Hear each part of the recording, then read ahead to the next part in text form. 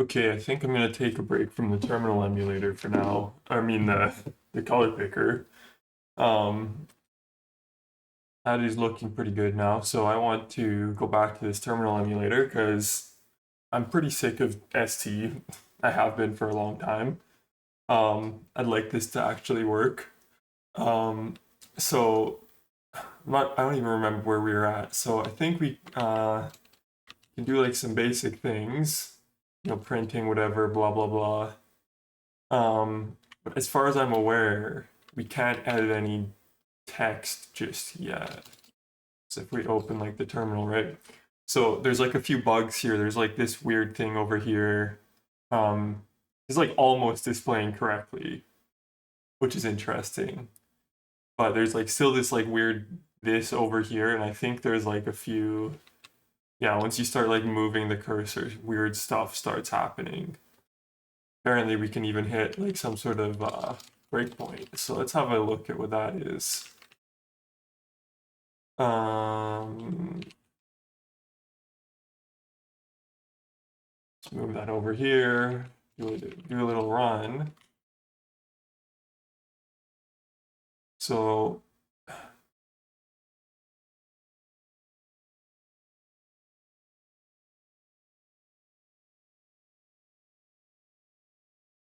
interesting. So in push line, what is push line doing?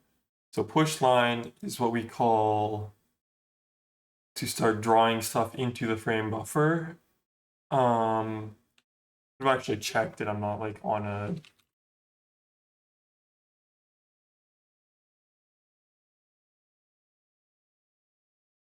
okay, so I was doing something here. Um, this can be correct. This can't be correct. It could cause unintentional screen scroll. Need some way of determining if we're replaying a line, and if so, restore the cursor to a position the line started at. Right. Okay. But otherwise, I think everything here is looking like how it should. So, so what happened here is that we were in here in this push line. We got a line. We have the terminal. Now let's take a look at the line, I guess. So this line.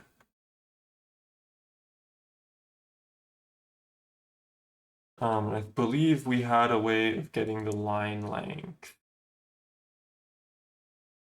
Like line length, line. Okay. So this line is 4,100 characters long.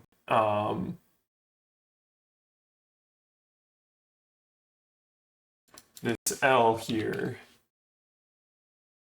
we had one left. Interesting.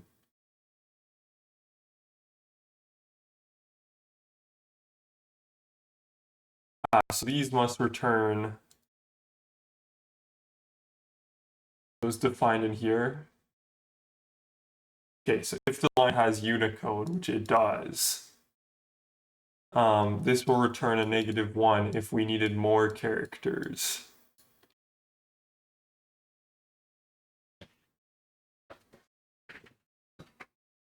Which, that seems strange to me because I was pretty sure that this was set up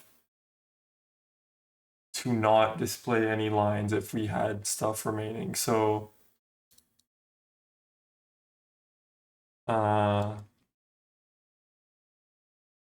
so T unprocessed bytes, we have 0, which means it thought that it found the end of a thing. So let's look at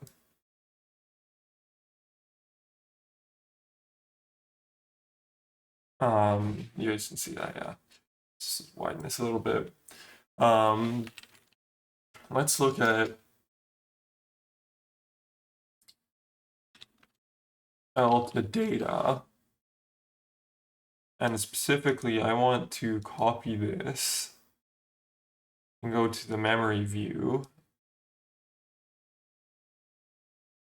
This is like, this is why I should like I should really do a stream just changing a bunch of stuff in GF2 because, yeah, this is like a little annoying. Like, why can't I just copy the address or actually just jump to the address in the memory view without it crashing?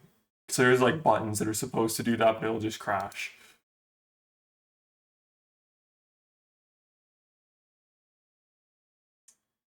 So we see here 3%, 28, 1, which is like the last line of the thinger. If you go down here,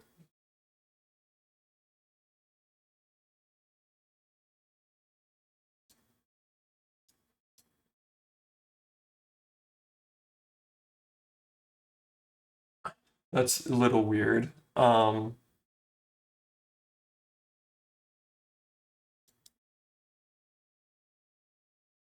Oh, that's like a bug. I believe.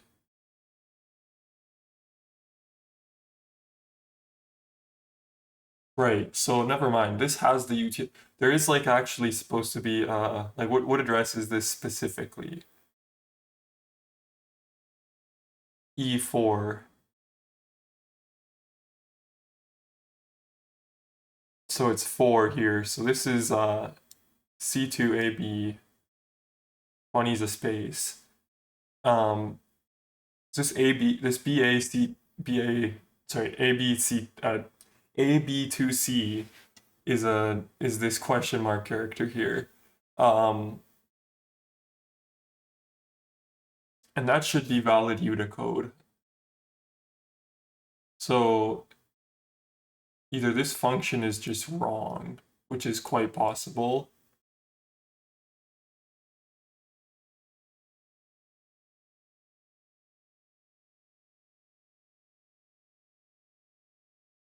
Yeah, let's have a look, I think, and see.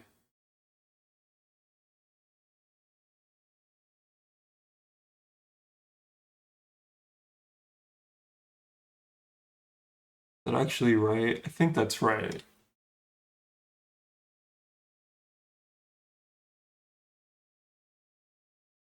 So in ASCII,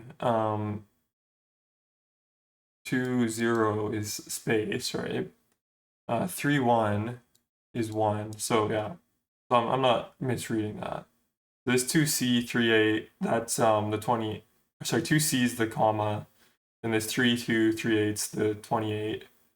Then this is a space, then this thing, I think is either flipped or not flipped. Oh, it already has GPU. It's already built on the GPU, yeah. So if I launch this window, how are you, Zanko? Welcome to the stream. So if we do that, and we can also edit the, what's it called? Post-processing shader. And uncomment this junk, and we can do some fancy stuff. Oops, what did I do?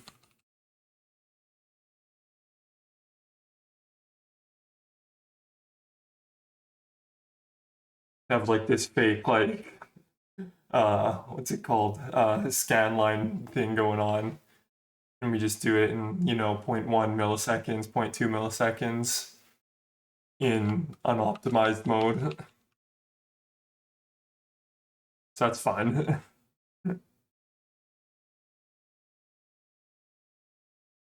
um so this BAC2, let's go to a UTF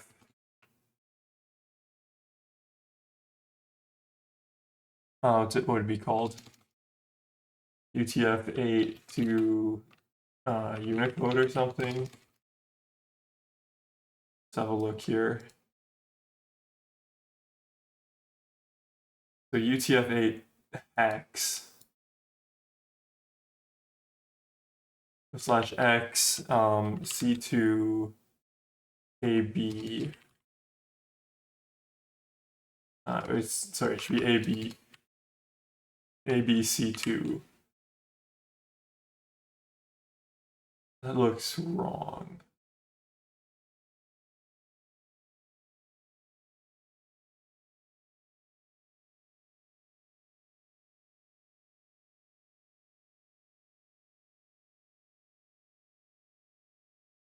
Oh no, sorry, that's correct.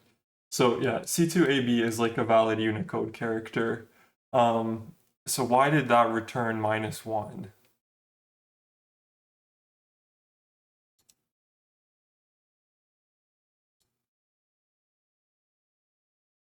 It's like C2AB is like this thing pasting here, which is what this displays in that line. Um, so why would this return?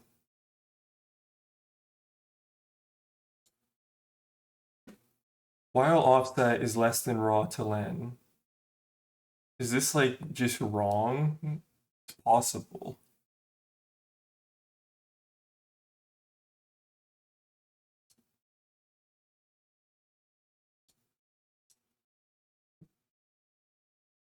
Yeah, we somehow got past the character that we were supposed to be on. So only if this is valid do we go ahead and consume that.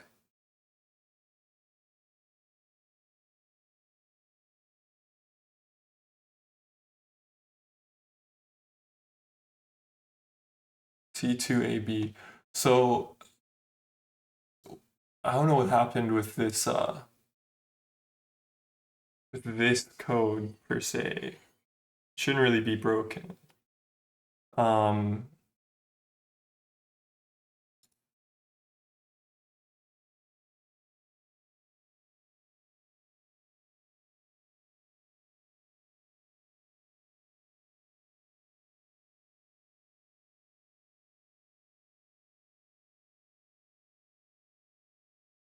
if this is just Unicode or UTF-32, so we can just quickly do that.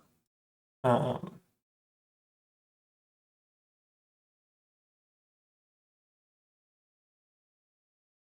oops.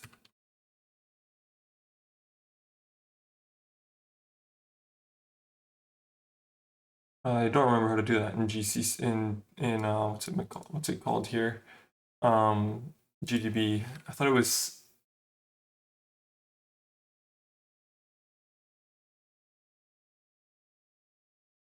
Well, the problem is that this line is like 4,000 characters long, so it's really really annoying to step through. I could set like a conditional breakpoint and just step through it. That's probably more reasonable. Um, so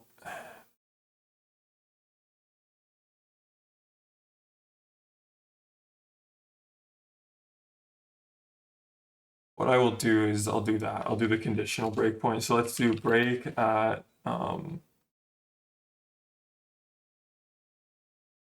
called terminal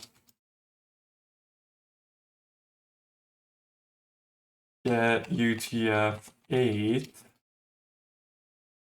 if raw to len is less than 10.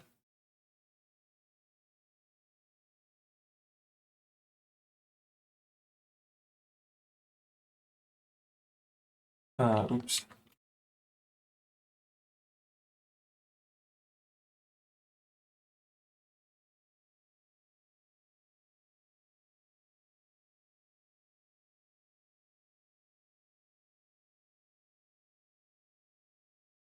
Cool, GDB.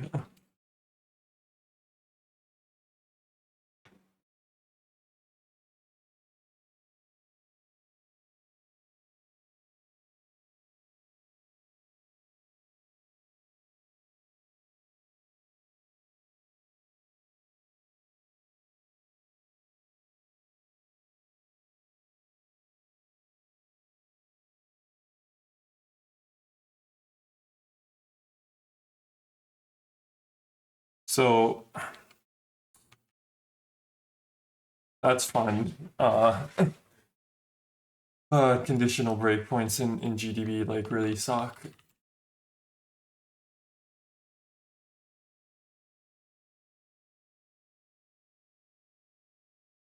I don't even know, like, maybe I typed like something stupid. Shouldn't have,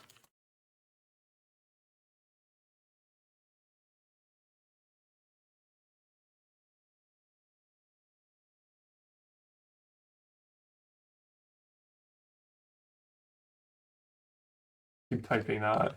It's not what I wanted either. Of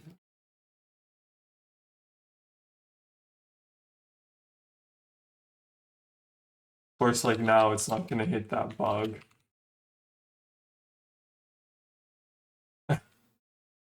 Oh boy.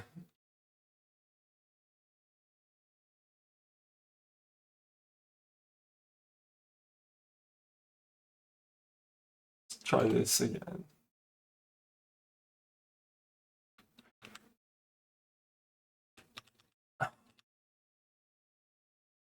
So if we're not hitting that, that's not really useful, is it?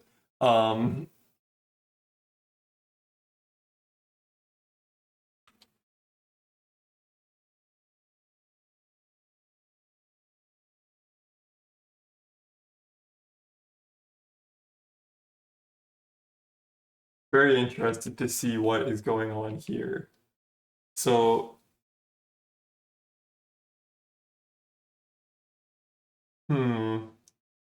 I think like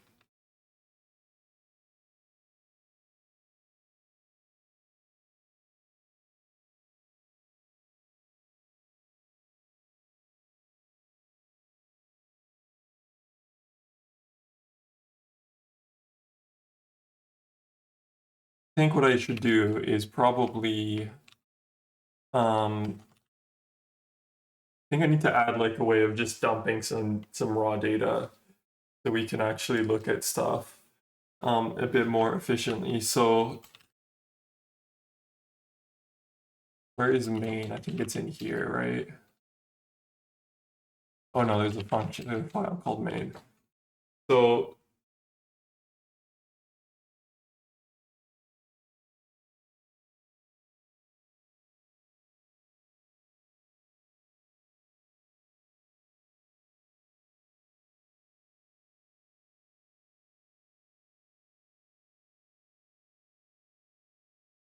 I think mostly what's in here is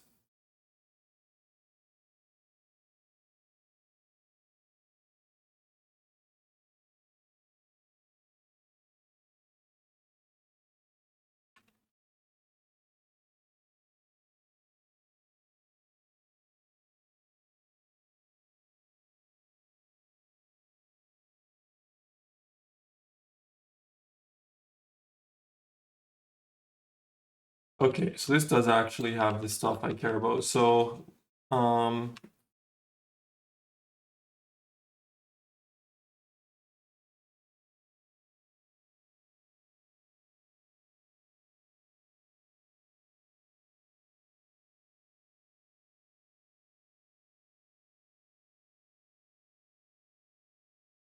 is util.c? Oh, okay, it's up there. That one can't see stuff like the line though. Okay, whatever, that's fine. We'll put it somewhere randomly then. Such as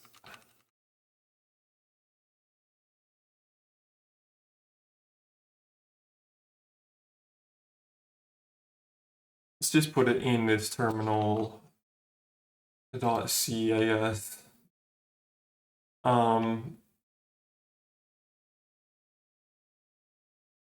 It can be like debug code, but let's have well,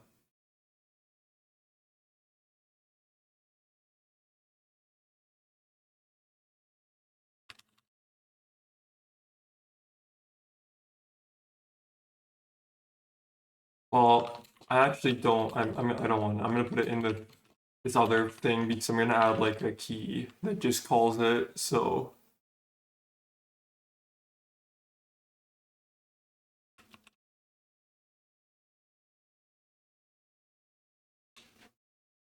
And it's just gonna dump like the complete raw data as well as the frame buffer, I guess. There'd be two different functions. Um,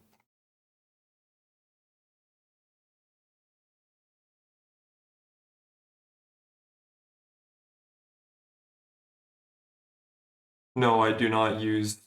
I assume you mean libvte. I do not use that. I think that's like kind of pointless. Like, what's the point of making it yourself if you're just gonna use that library, right?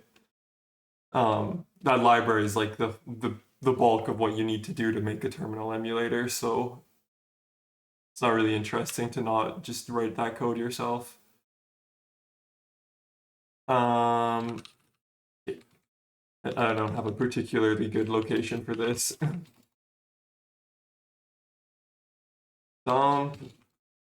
Line to file.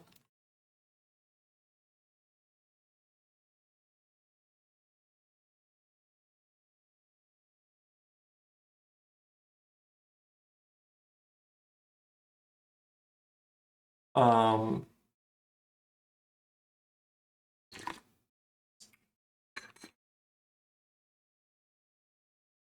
Also, welcome to the stream, Iron Yujin. So we are going to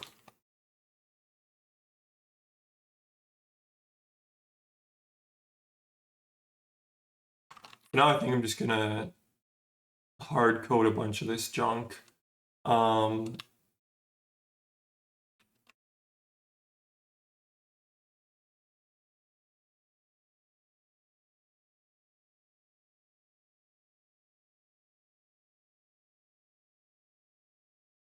I don't want like this in the non-debug, I don't think. Um,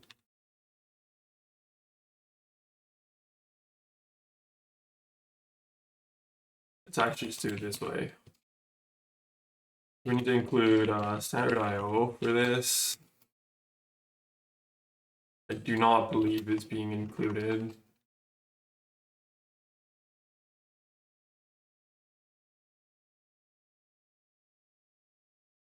Oh, it is in util.c. Okay, whatever. Fine.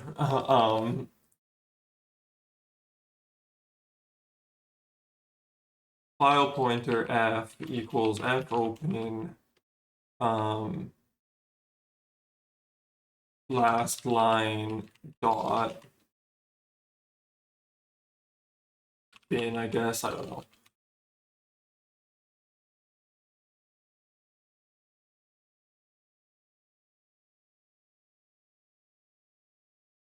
If for whatever reason we couldn't open that, we're just going to return.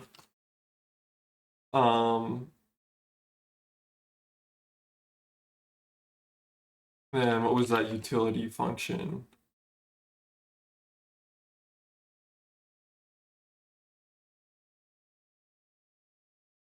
Line to S8. Good guess. I haven't looked at this code in like weeks or months or a month at this point. S8 L is going to be equal line to S8 line.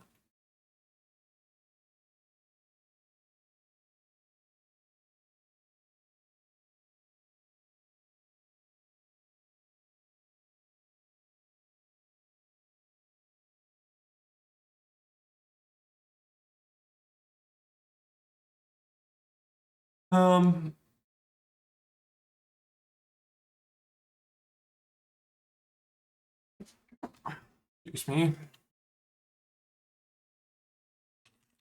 L.len f, and then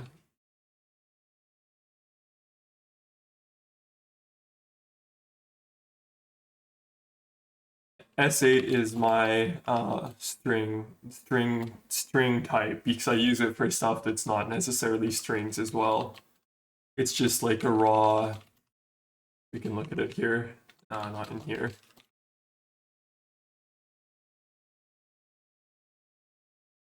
So it has like a length and a data pointer. And the data is just like raw, like 8-bit like bytes, I guess. So you can use it for strings, or you can use it for like just random raw data.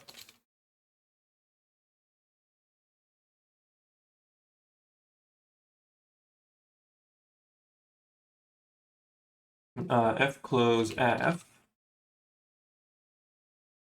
And then we need to add a function that's going to call this. It's similar to a string. It's just I don't always use it only for string. I use it for like any just data. Like I use it for any like length raw type, I guess. Yeah. So then we're gonna have key callback. And key callback is going to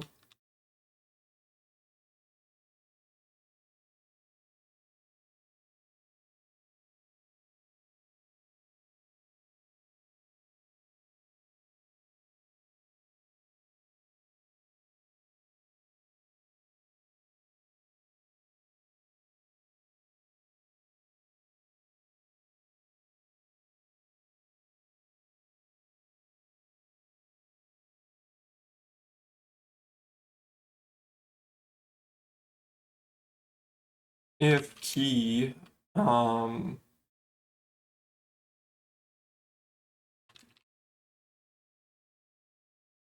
glfw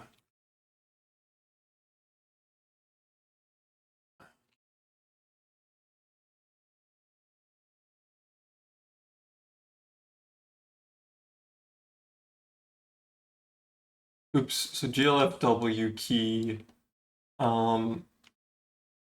I'm just gonna make it F1 for now.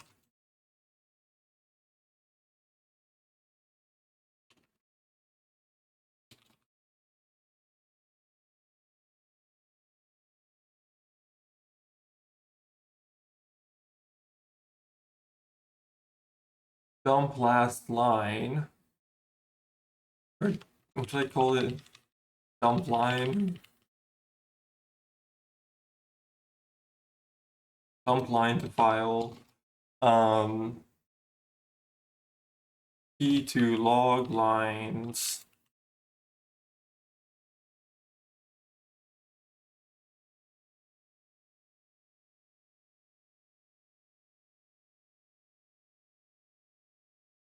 Log lines dot buff should be the line buff. Okay, is a buffer of lines. And I think the one I want is the last. I think it's one before the right IDEX.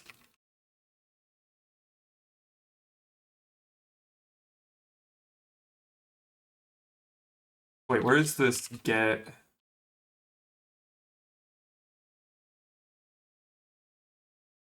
line IDEX?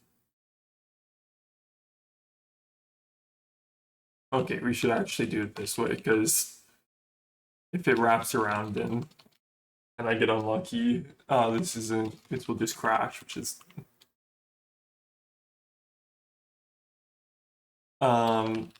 so first of all, this isn't Vim, it's Vis, which is kind of like Vim, but it has some more features from like the SAM editor from Plan 9. But also I just never found that sort of stuff to be useful. I find it like is actually it just slows me down instead of actually speeding me up. Like if I had worked on this recently, then I would remember what all of this stuff was, but so now I just have to look it out. So what's this? Size IDEX equals get line IDEX.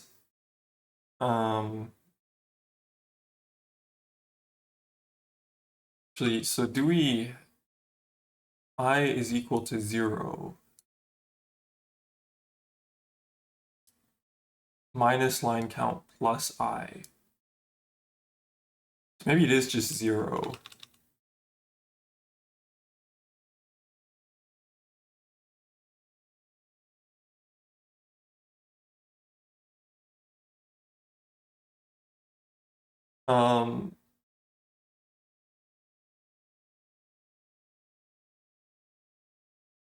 I don't really agree with that sort of statement. Um, in your code base, in your own code base, you should know what you're doing. You know, if you're like working on a certain area, you're gonna remember what each of the things are in that area. So I don't know if it's 0 or -1 to be honest. We're gonna start with 0. Well, 0 is like kind of pointless, but anyways, 0 is definitely the right IDEX, but that's fine. Line buff buff plus IDEX. And then we're also going to do if key equals glfw key f2.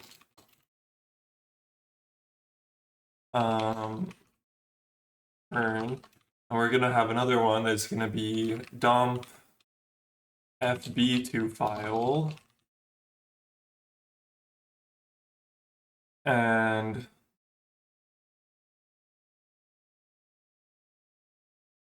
frame buffer was actually a type.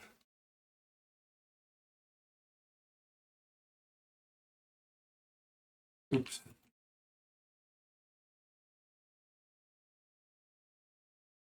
The frame buffer was a type. It had some rows. I think you just have to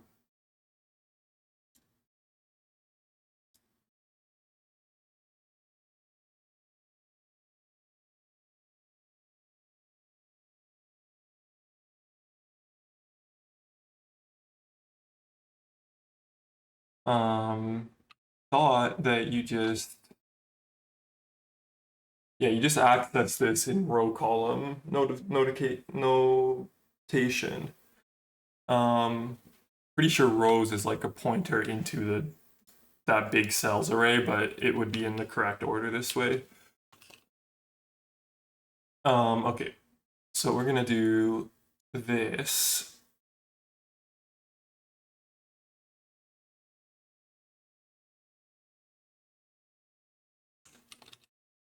Let's just pass the terminal in for that one.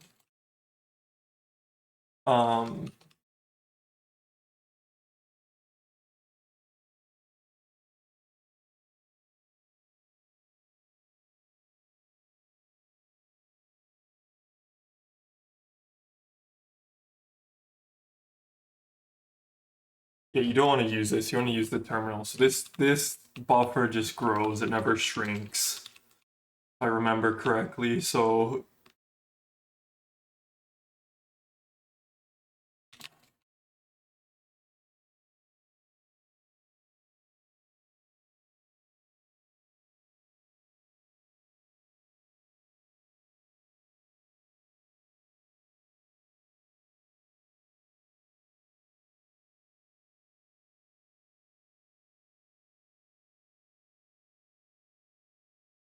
fb.bin or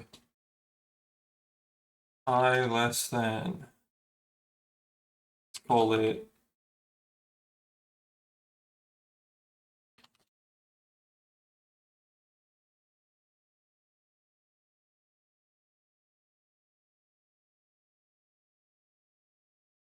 so we've got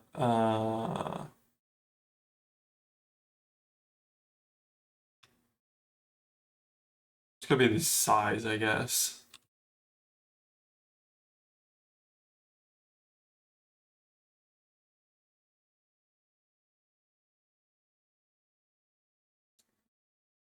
Cursor row size.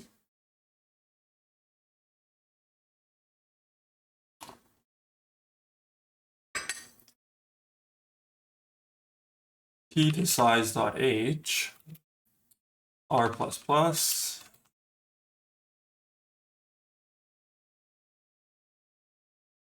And I think I'm gonna dump this as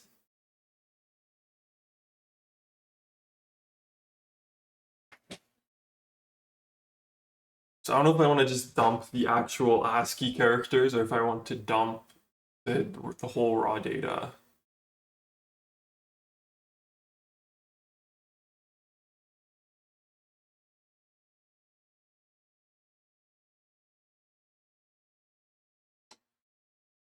Not sure.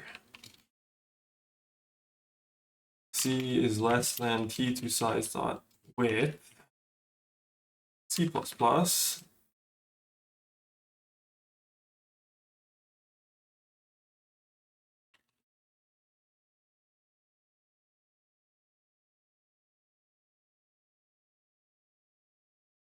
P to fb dot rows r plus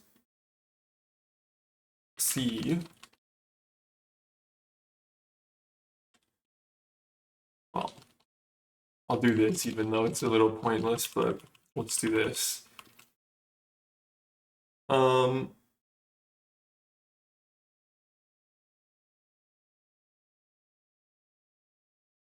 Probably makes the most sense to just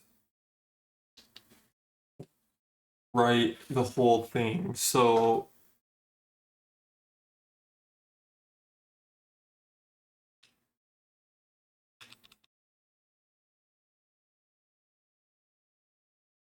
the only problem is that a cell contains a code point.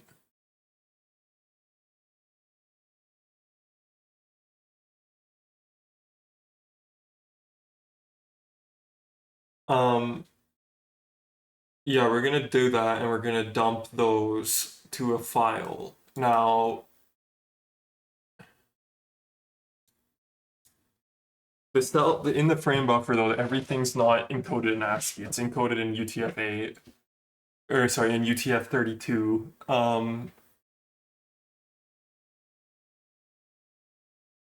And it has like some attributes and some other stuff as well. So just like printing these cells is like kind of annoying. So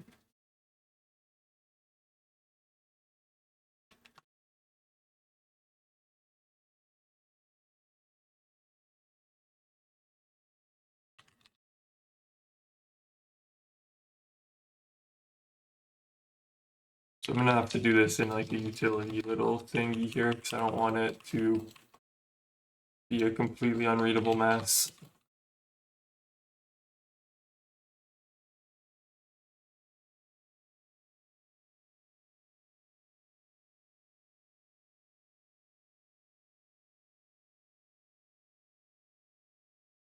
Put cell.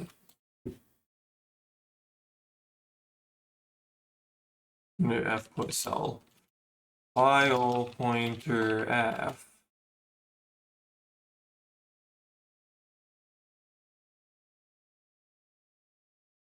Cell pointer C. Okay, so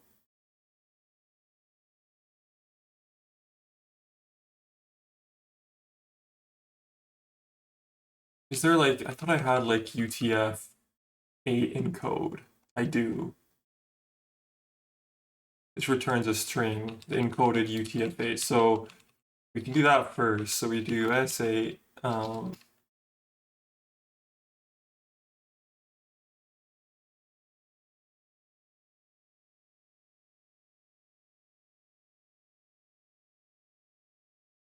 UTF-8 encode C2 code point.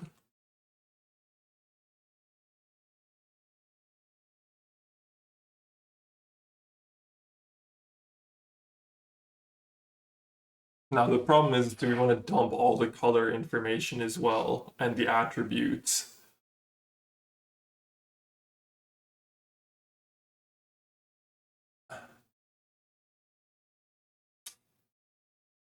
My inclination is to say no, because it's just going to be like an impossibly unreadable mess if we do that.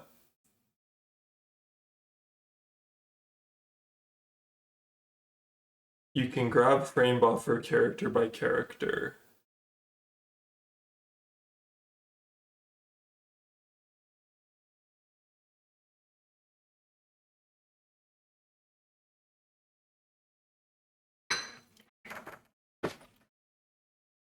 Well, no, like the frame buffer in this program, right? It's not frame buffer, it's just like an array of these cells. That's how it's encoded. It's not what's just being displayed.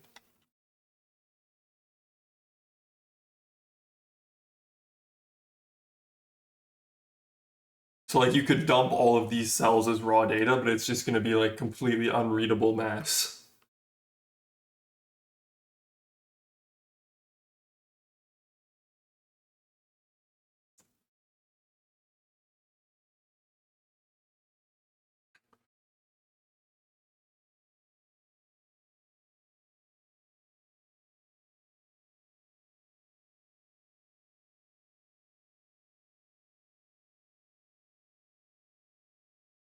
Let's just start with just writing the character and we'll try and see how this looks, if there's enough useful information here or not.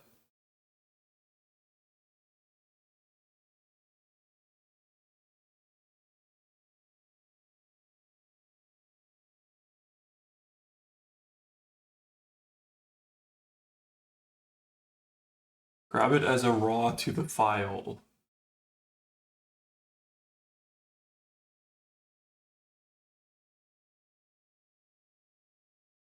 I'm not really sure I understand what you mean.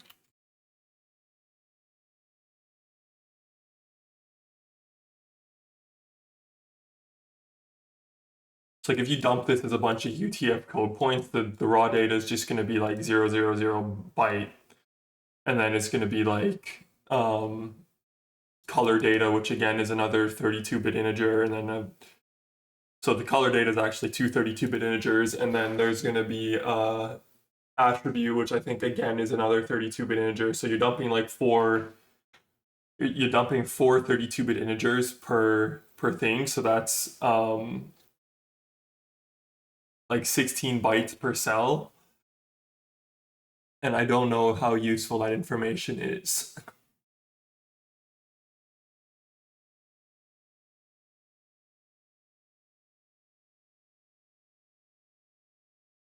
So this will compress it. This will get rid of like any useless parts of the code point that are just zero.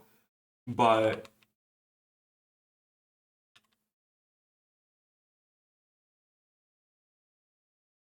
yeah, like each of these is a cell. Like each thing that a cursor can highlight is like one cell.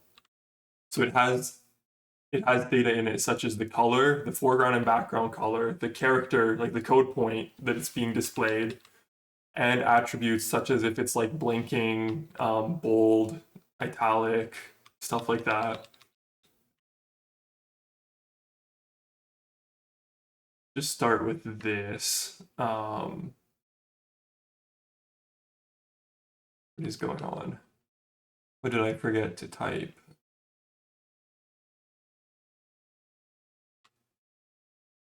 Oh, oops. Uh,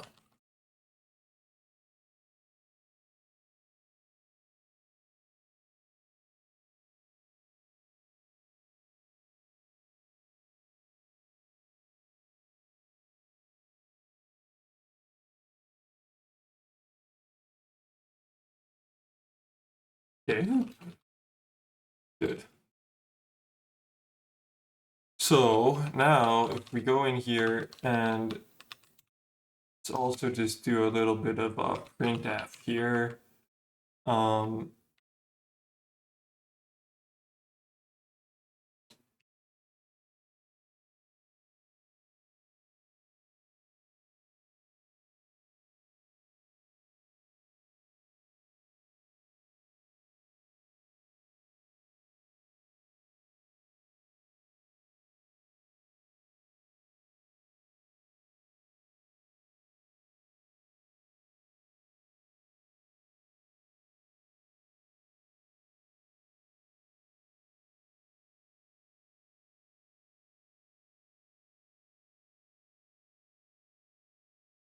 Oops.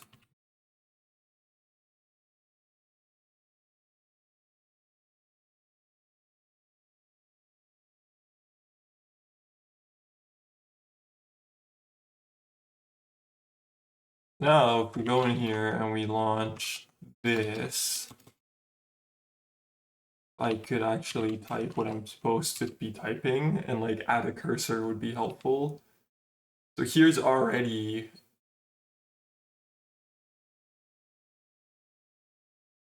So if we press F2, oops, I should not do it on release. That's fine. It just overwrote itself. And then also the last line we want. So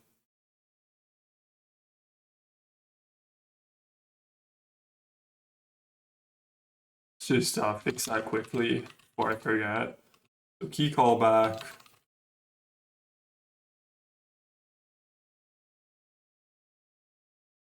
GLFW pressed.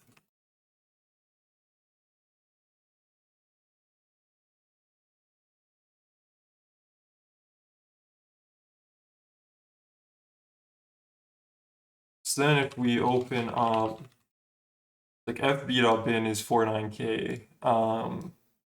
Last line is 2.8k. This is just going to be garbage unless we do, so we use the hex editor.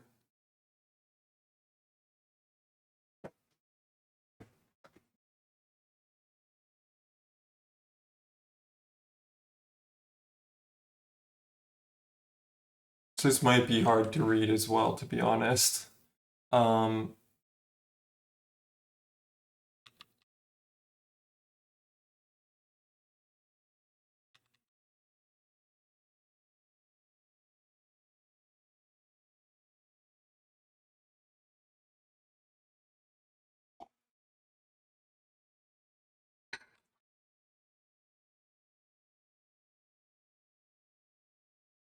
Hex fb.bin. So this one's actually just readable. Besides, this is going to happen because there is too much, because there's only one line, right? Yeah, let's make that in, let's add new lines to that so that it's actually a little bit more usable.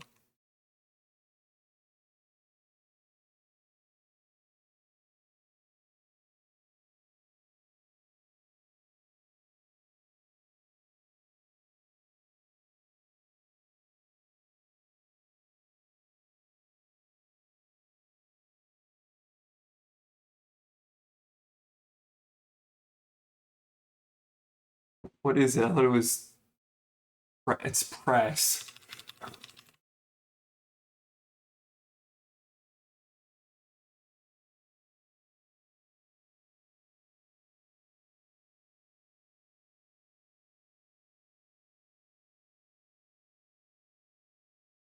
It has to go to the file though.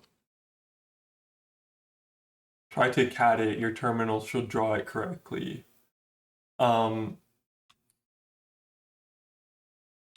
Yeah, but you have to you have to put it into the file, not to standard out. Put S just goes to standard out.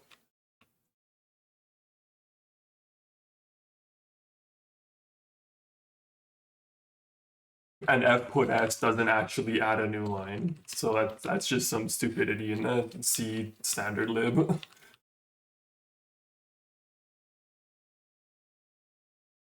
Why did I do that?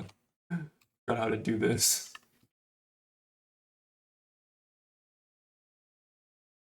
So here we can do that, and we can do that, and we can close.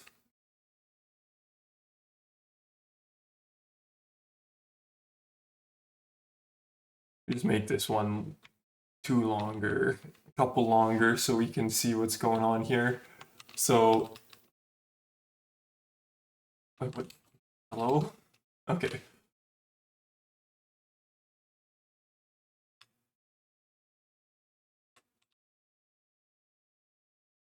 I guess for no surprise, the text and all that stuff is like printed correctly um here, but the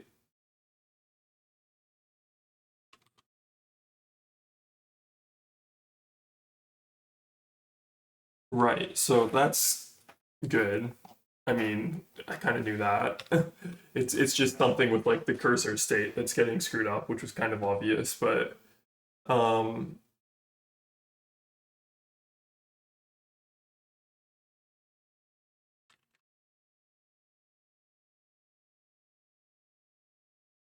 like if you cat last line, I think it's gonna be like a mess though.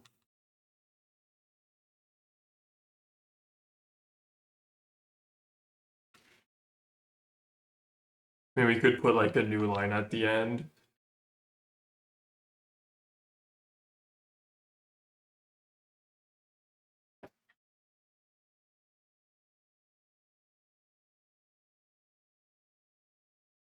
But like, because you see, like this is the way that this just puts stuff into the onto the screen. Is it puts like it doesn't put new lines, it puts spaces, which is kind of annoying, but that's just how it works. So you get this kind of junk.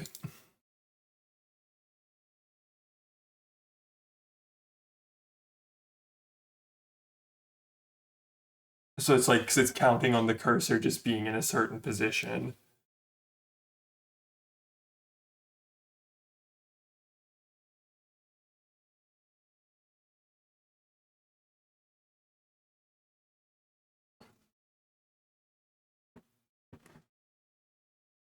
Um,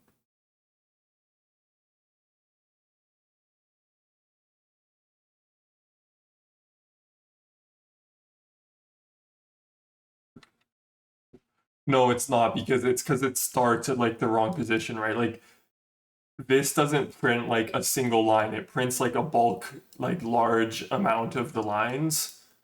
So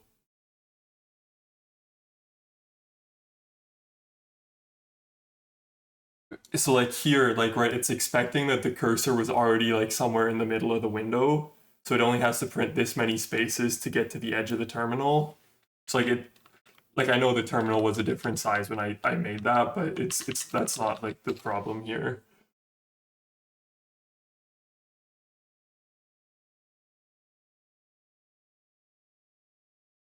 Um, yeah, so that is interesting. So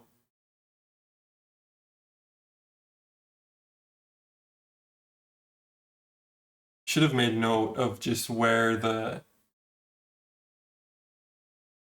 junk started. I feel like it actually was here, and the cursor state was just wrong.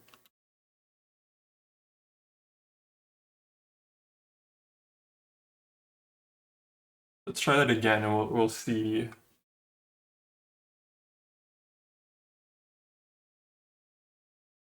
I need to cool. I need to shrink this window a little bit again.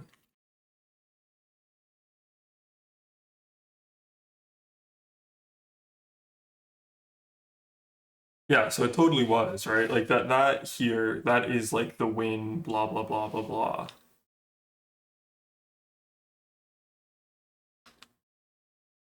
So it's totally like at the start of the next line where the cursor state ends up like messed up for some reason.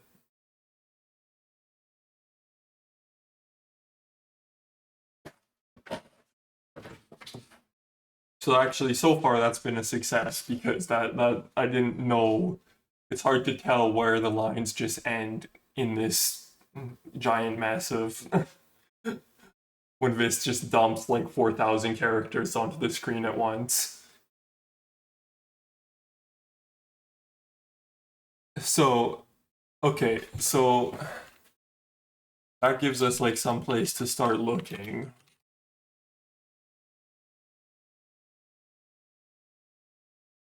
So okay, Let me take a look here. Where do I parse this again? I thought it was in here. Yeah, it's in here in SIMD. Now, what we're supposed to be doing is we're supposed to be saving the cursor state at the start of the line. So it's supposed to be um,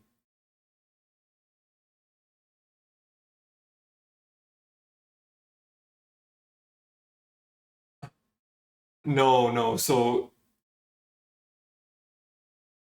I can show you what happens if you don't report the correct resolution. It's not that hard to do. So if I just remember where I actually set the terminal size, it's probably, well, this is not where I call it, but we can just report the wrong terminal resolution here.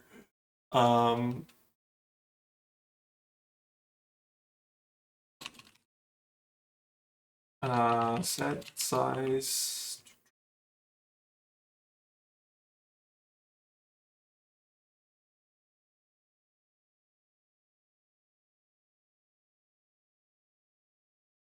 Okay, so let's say we're here and we have, what does resize get called?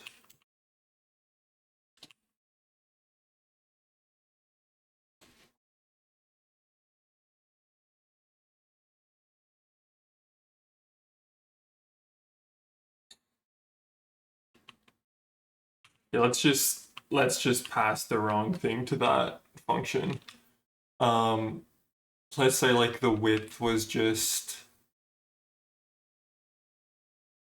off by 1.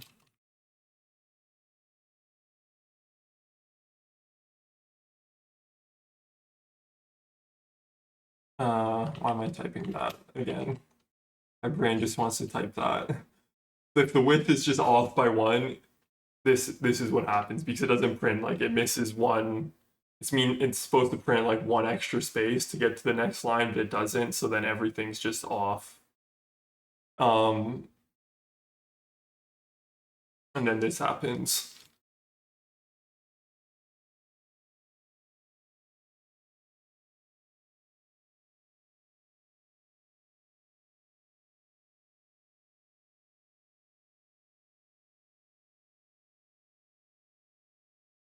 You just check. So in blit lines, push line, we're supposed to just grab the cursor state from the line's cursor state. Which means that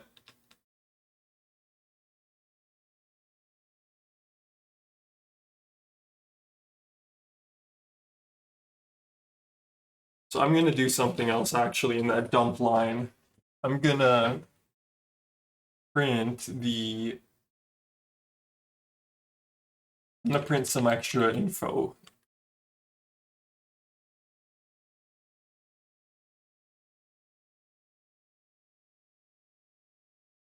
So we're going to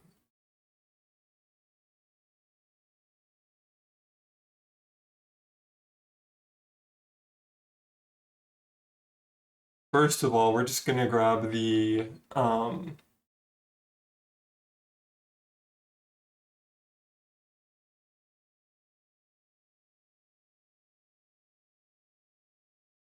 okay, let's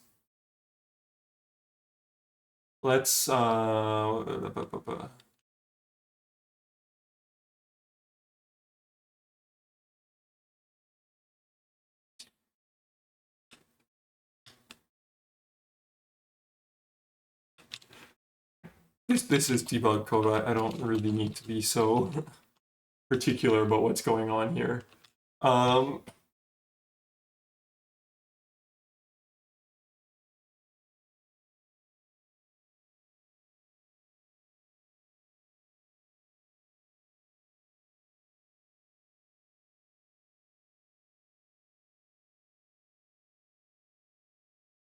Put the printf after that in case it failed. Same here.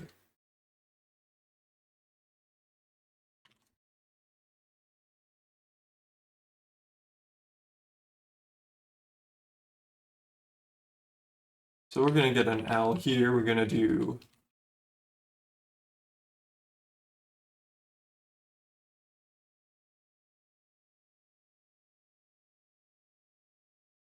get line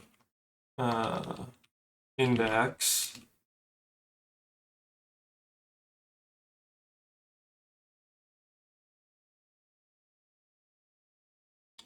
-1.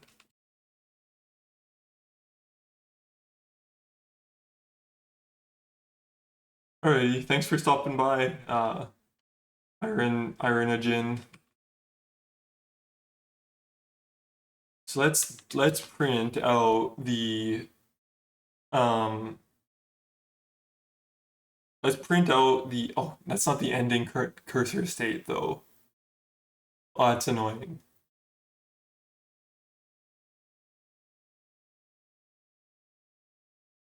I almost need like a simulate line that just doesn't print anything. It just runs through the line and just figures out what the cursor was at the end of the line.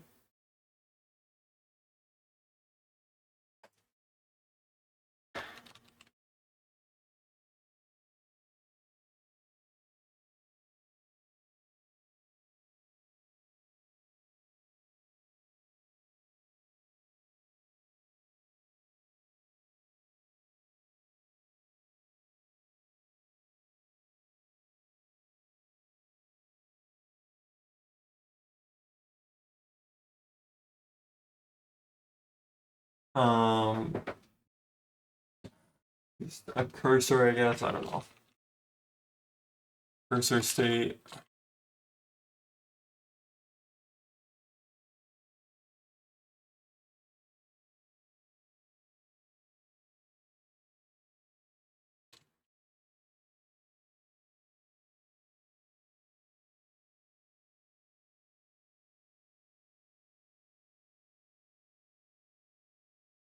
Let's do it this way. Line info.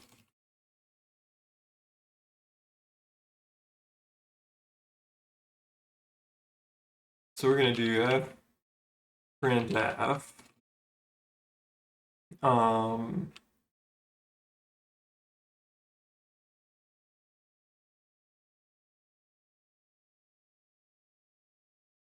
okay, so we're gonna have start and end doesn't really matter, but we could have like the length.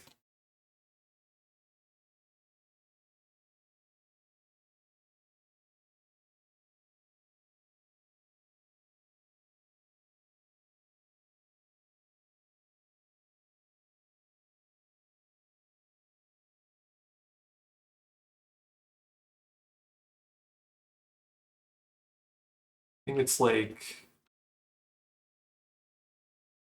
can't remember what type this is supposed to be. Compiler can tell me in a second here.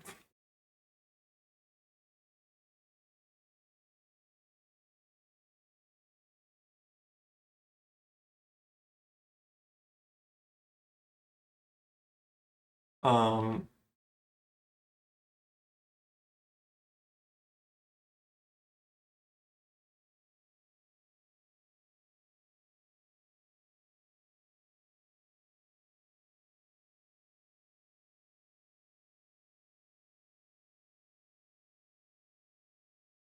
cursor state is gonna be interesting.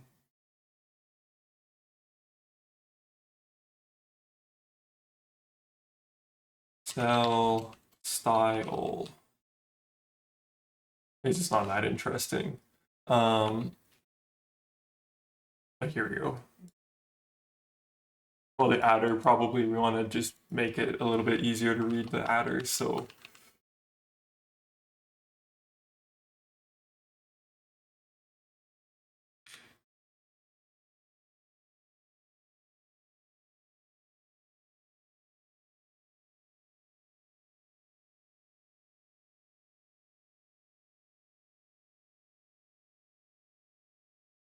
08x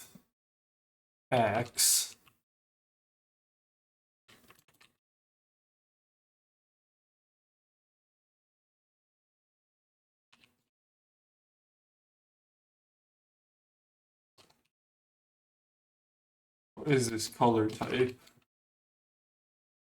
RGBA, PG.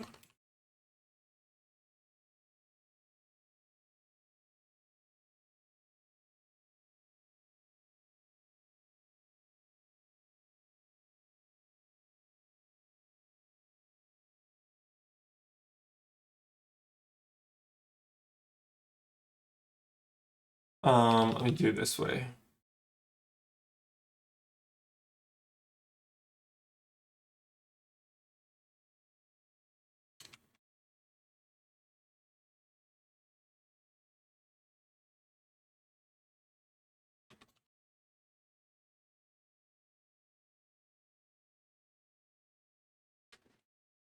I'll just print it as a hex because it's still like readable, so that's fine.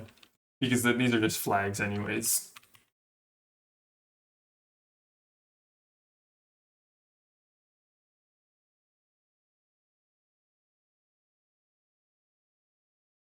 And all of these are supposed to have F at the end. Okay.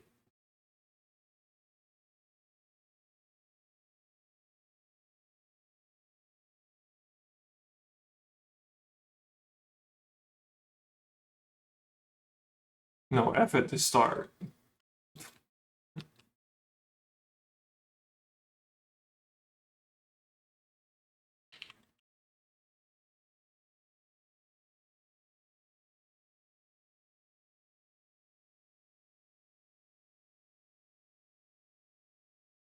Missing some thingy.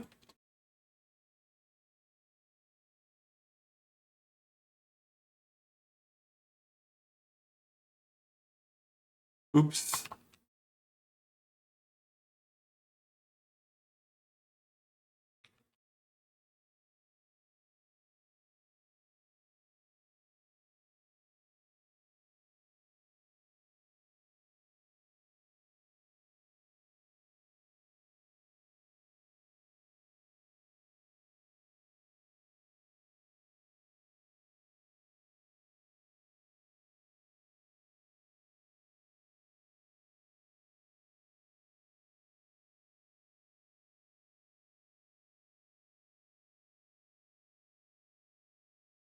Do it this way because I need that line.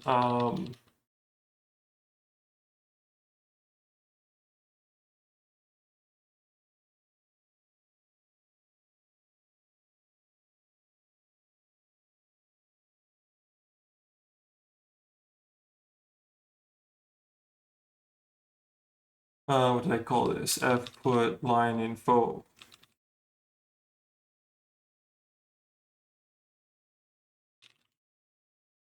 Okay. I mean, obviously it's wrong, but the question is why is it wrong? Like, why was the previous line ending on the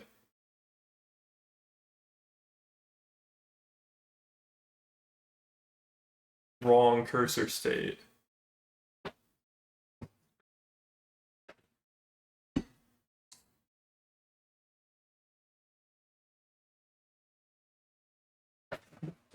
Maybe we should just dump the last two lines and it would be helpful, but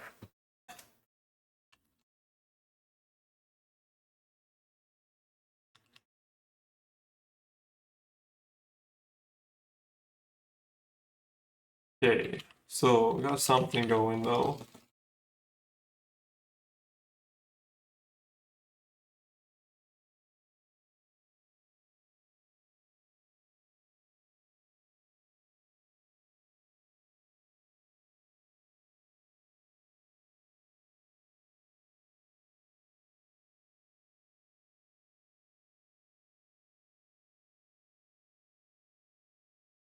Let's have a look at this.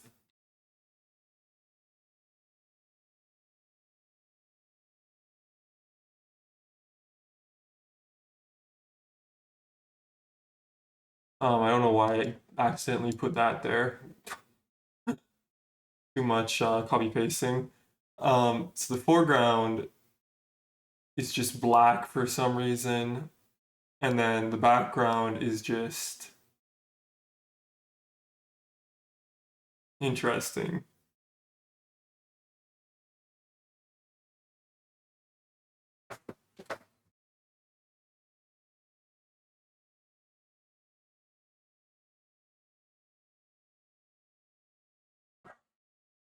Just gonna get up and use the washroom for a second.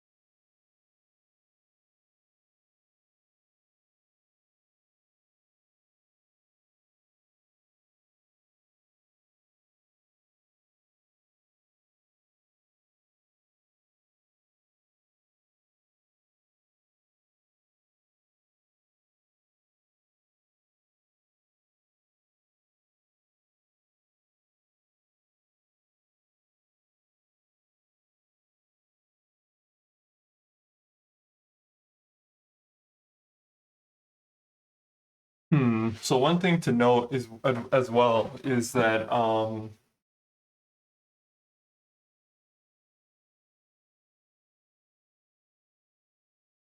let's actually look at the raw data to confirm that, but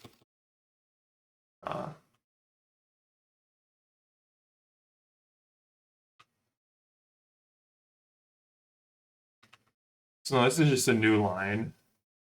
So it just starts right at that 6.1 thing where the state should be correct for that. Possibly the attribute was inverted on the end of the last line, and then that didn't get transferred.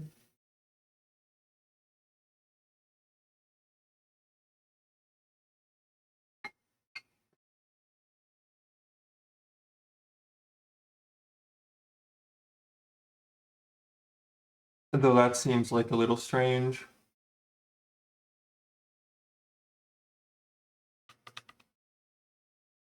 Interestingly, right after we do that, we do a 33M, a comma, a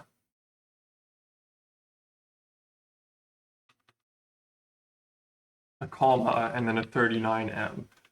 That actually should just change the color. And then we put a space, 33M, 39M.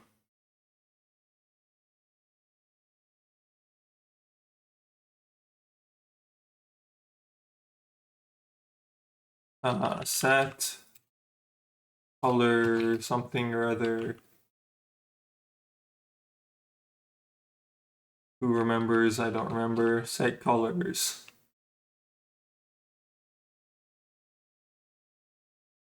So if it's between this, it just all we do is set the foreground.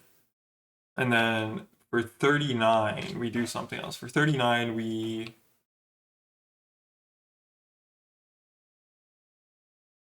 grab the default.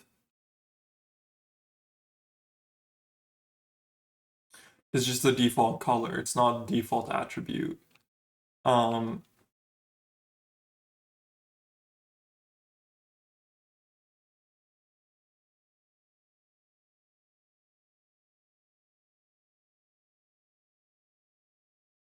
Let's see. So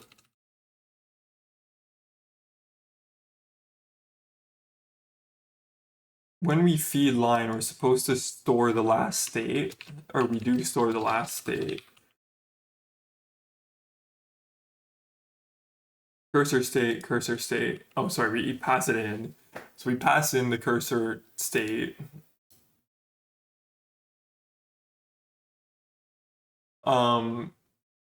And the cursor state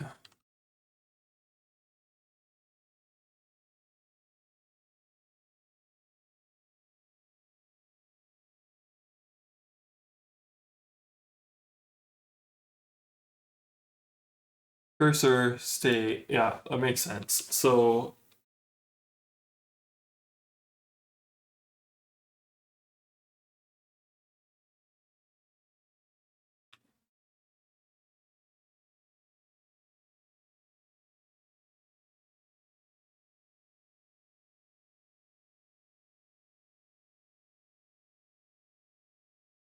let's actually just do that printing the last line first and just seeing what's going on there.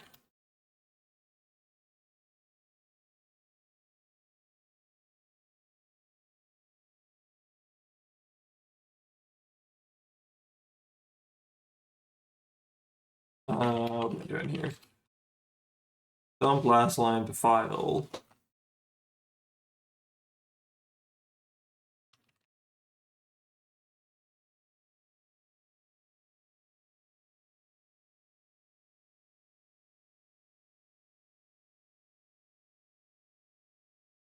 Oops, -1. So that's the last one. And then we're gonna do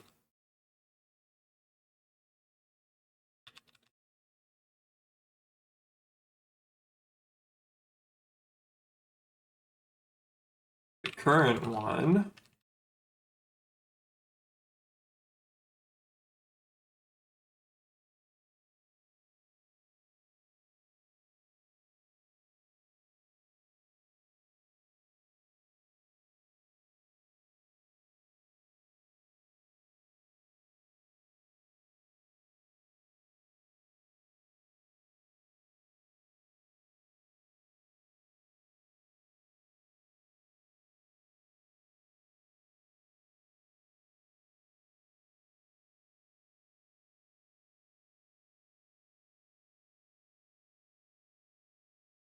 Yeah, so we're not gonna be able to see that. We have to just so this last line was 4098 characters.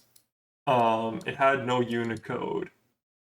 Started out in the same state. Why didn't I fix that when I was in there?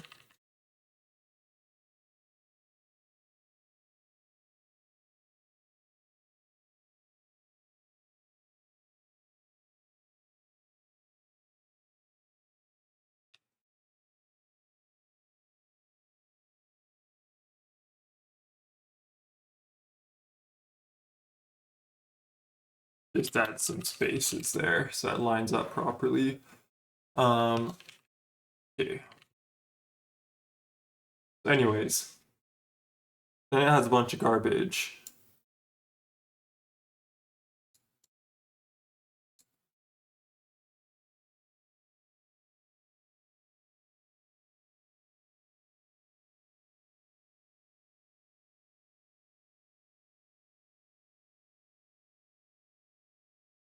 This is what I mean by it's like impossible to read this junk because it's just full of changing the color and then but what we want to do here is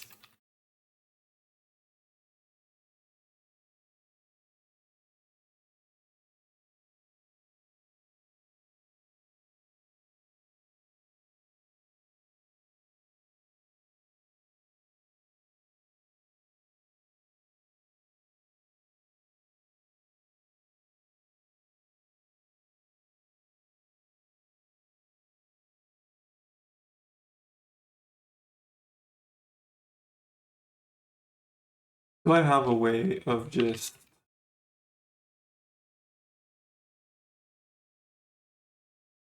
simulating the line? That's really what I want. I just want to run the line without actually doing anything that I'm supposed to.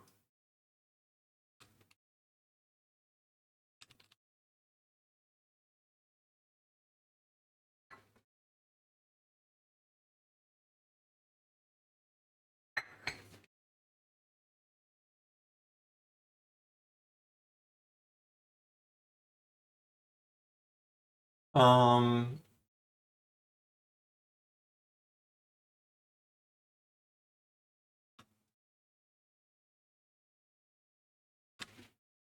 And here we do check if escape moves cursor. This is still just like a one dealio. So probably we can do our own little loop around this because these ones won't print anything.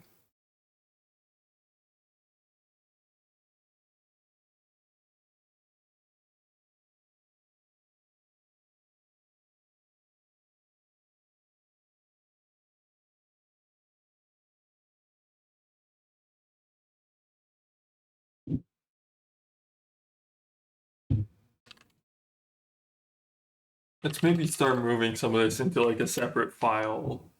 I'm not sure, but I just want to delete this code necessarily when I'm done. Because some of this stuff is going to be like helpful for testing.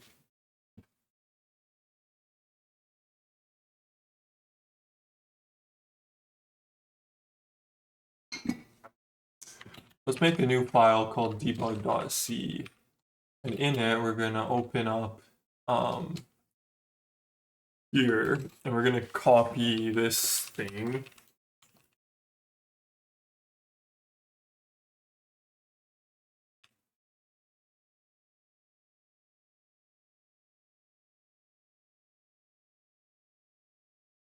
We're not going to copy that if debug.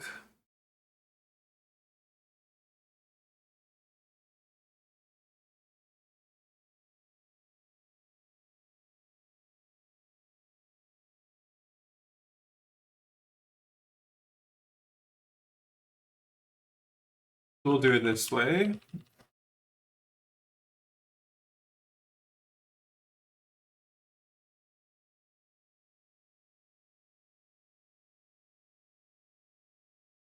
So debug.c is going to have all sorts of fancy junk in it. I'm kidding, it's not, none of it's going to be fancy, it's all going to be complete garbage, but that's how it goes.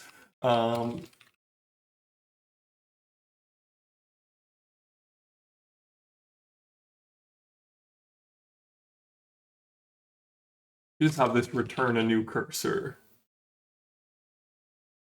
Simulate line. Now, this needs like a ton of junk, which kind of sucks.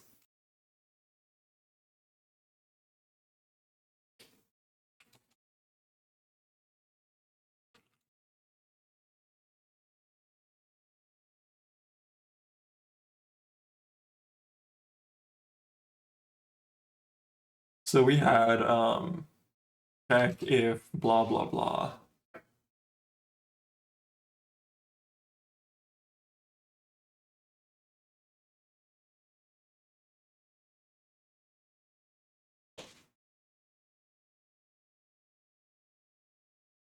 We go in here and we just check quickly what this was doing. So this one would check if the thing moves the cursor. Basically what we want to do is we want to do the same thing that blit lines does. Sorry, push line. We want to do the same thing that push line does, except for the writing part.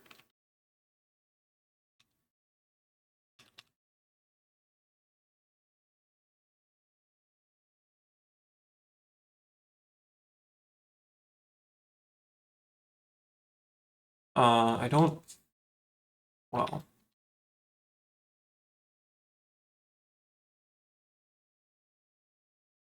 No, we're gonna try to make sure we don't need the arena.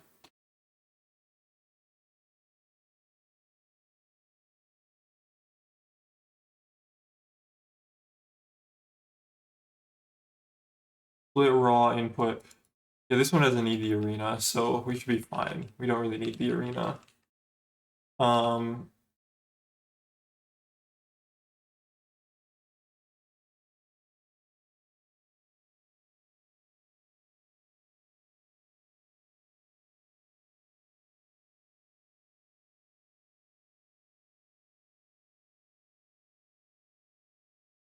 Close this. At the end of this function, we're gonna restore the cursor.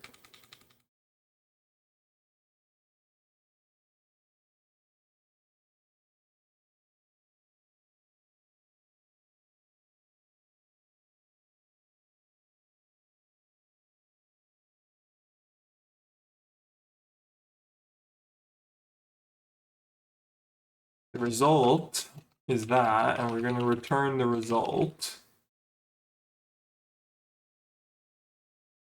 Even just like running this might even be helpful, like in the debugger.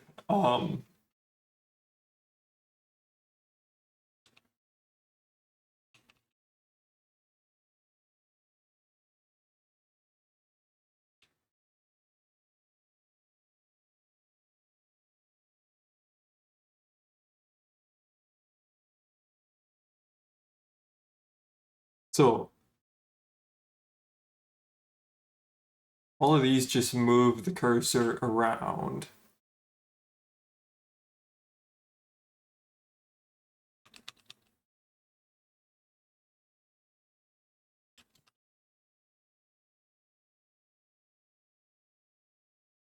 Check if escape.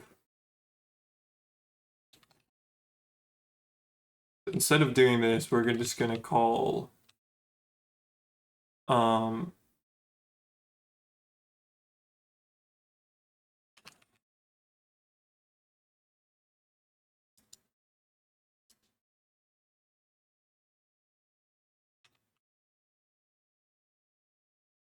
we're not gonna do these. So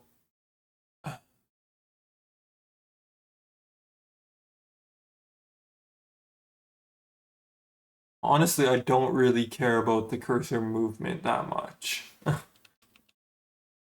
And the reason is that that part is not really the issue because, and we know it's not the issue because you can cat files. It's really all we want to do. Well, no, in simulate line, we do kind of want to move the cursor around. Actually, I think we had like the test. What do we do in the test? So the test, well, you know what? The test had like a separate scratch area and stuff. So yeah, right. So the test is probably not the best case.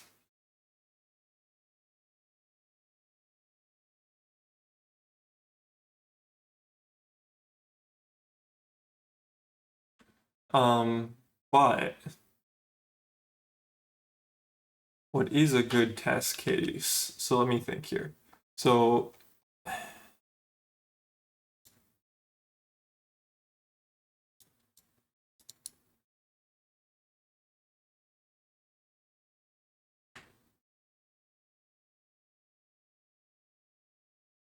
anyways, this line's already split properly anyways, so I don't think we need to worry about that movement anyways. Oh,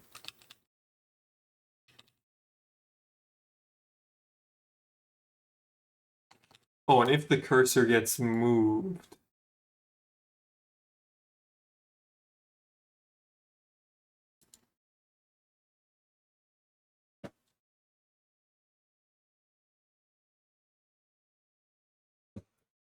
okay, that's actually just what we'll do is we'll just let the cursor go out of bounds.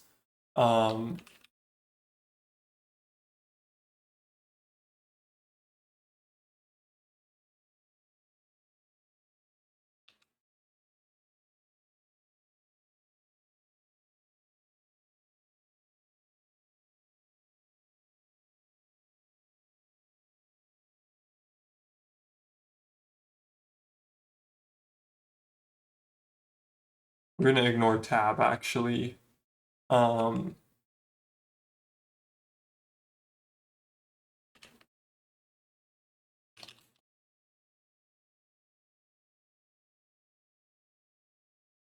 Actually, maybe we aren't gonna ignore tab. Let's just grab this. Yeah, we're gonna do. Thing is, I don't want it scrolling the frame buffer. So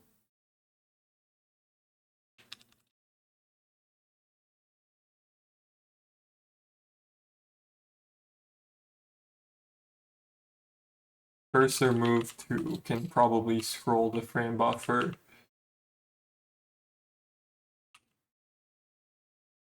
No, it cannot. Okay, so that's fine. fine for now.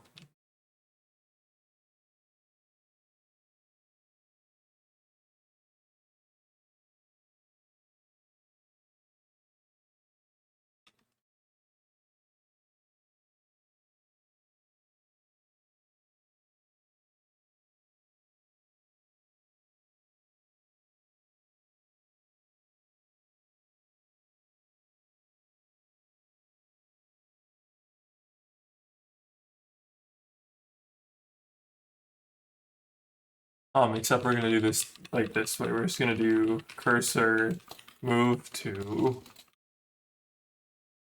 key to cursor row, key to cursor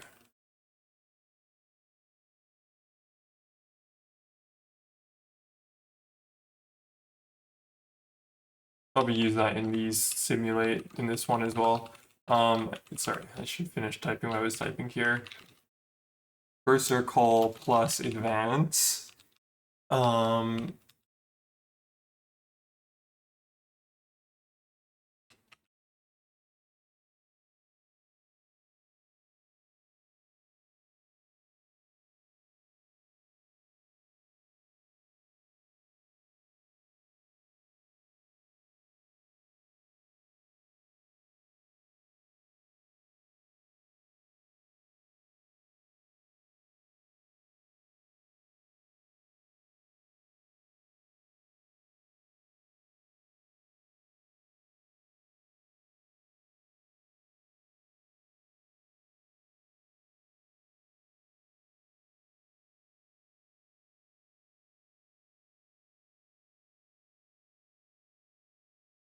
I'm just gonna do the lazy thing here and just calculate this outside every time.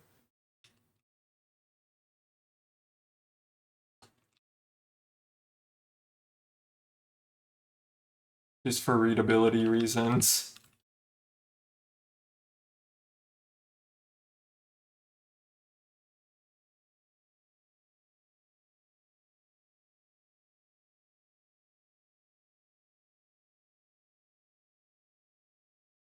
In the default case, we are going to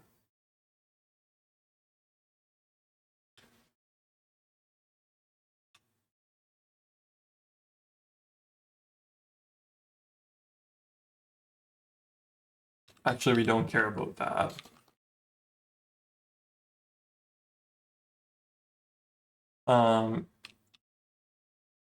We are not printing.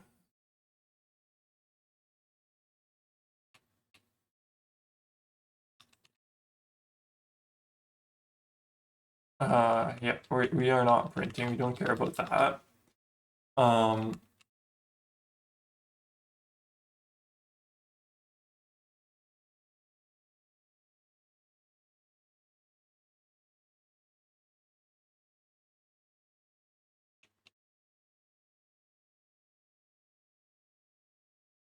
We're just gonna do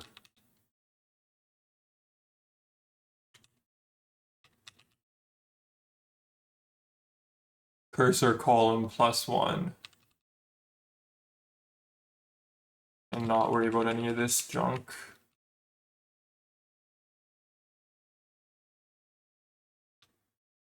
Okay, so this all looks fine. We don't need that in here. We don't need that.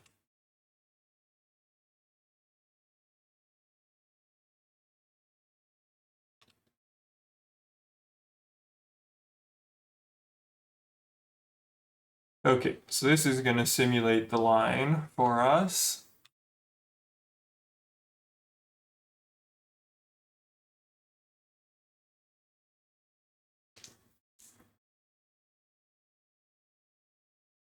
It's good enough to me. So then what we can do is we can go to this dump last line info and we can modify this. So we're going to do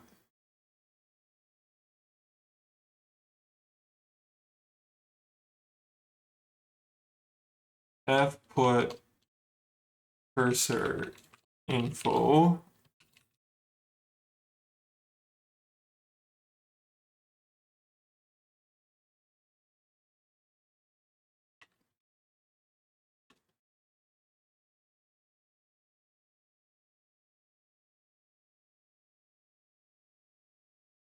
Oops, that one. And we want to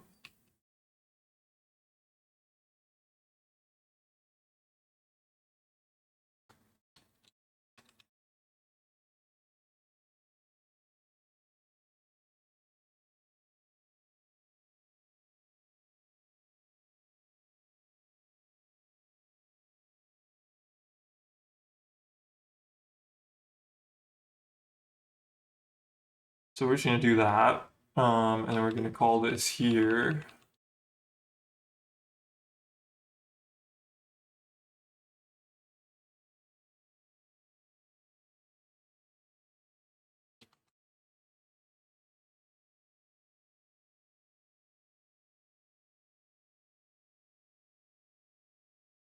Actually, let's not print this.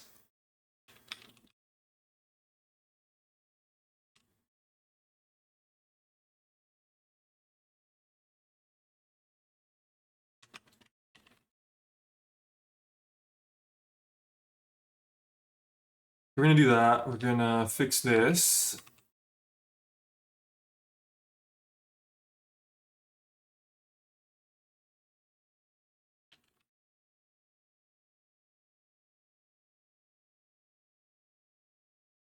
Okay, so that's gonna be at the start of the line. At the end of the line, we want to do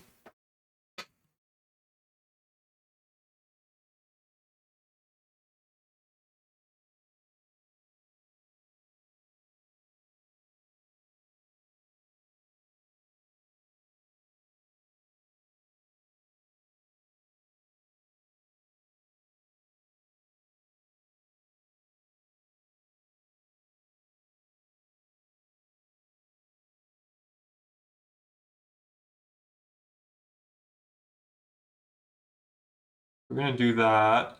That should be fine. Function's getting a little expensive, but that's fine. We're just dumping debug information. So, okay, so we got this. Then we want to do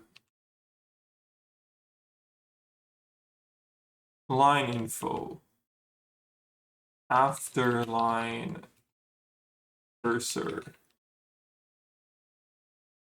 state. And it's going to be the same thing, except now we're going to do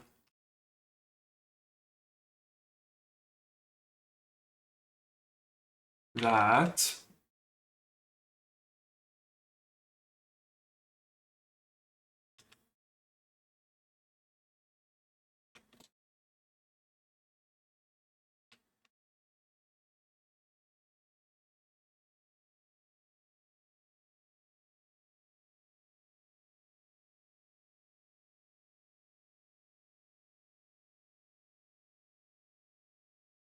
F put chars, add an extra one, and we're going to also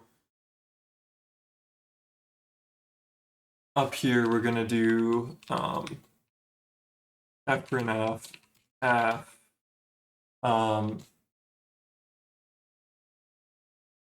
line IDEX -1.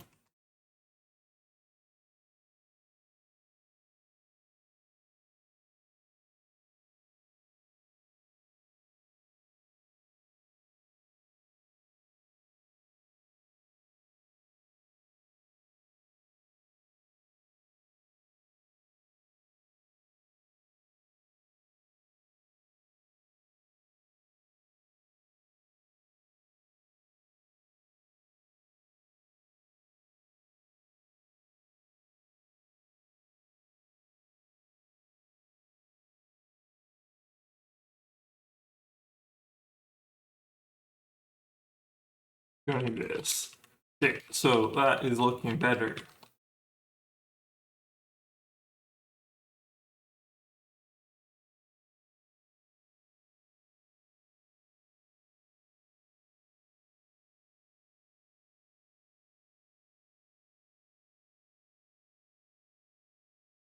Oops.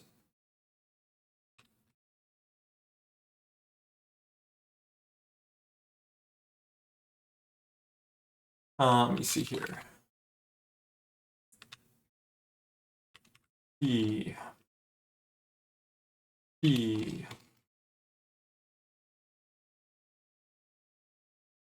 Okay, cool. So let's try this out.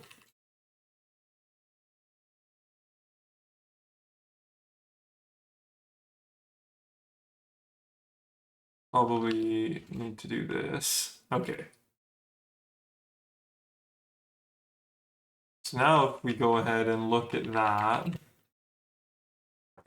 So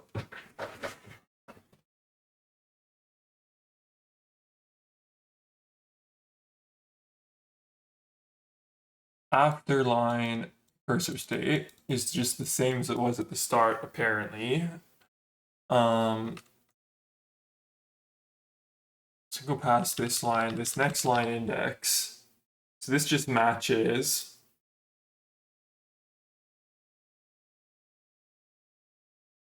Okay, if that just matches, though, that's really weird.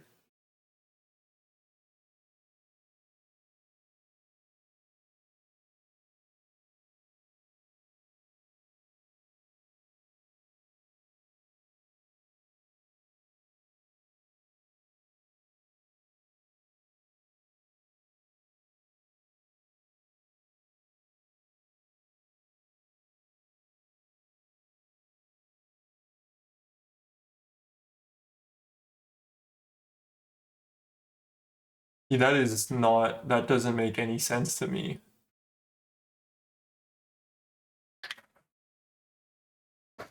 Yeah, let's step through this code, I guess, because that is really weird. If this is just the case, then this shouldn't be getting printed like this.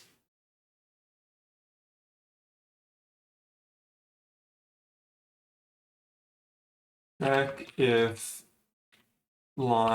check if escape moves cursor. We go in there, we let this modify the cursor, right? Maybe it doesn't. Oh, check if CSI moves cursor. Oh, we don't actually simulate that in this function.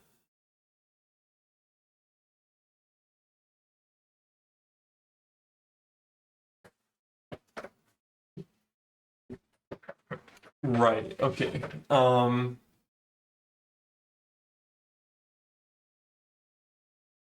But that would just be a bug then altogether, because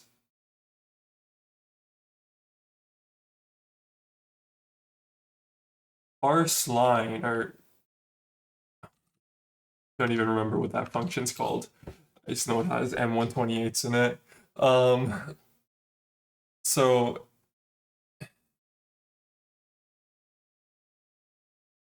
this is just expecting that the cursor got modified.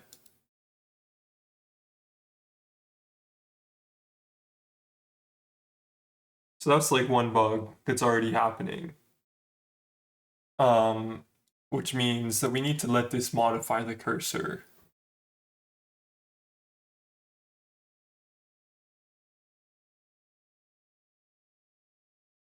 Which is a little bit annoying.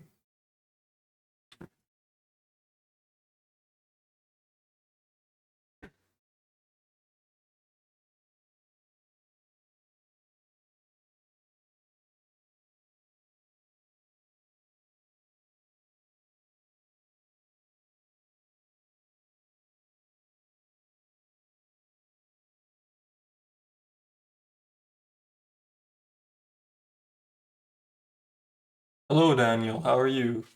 Um, I think actually what we probably want is that we need this path to be the same.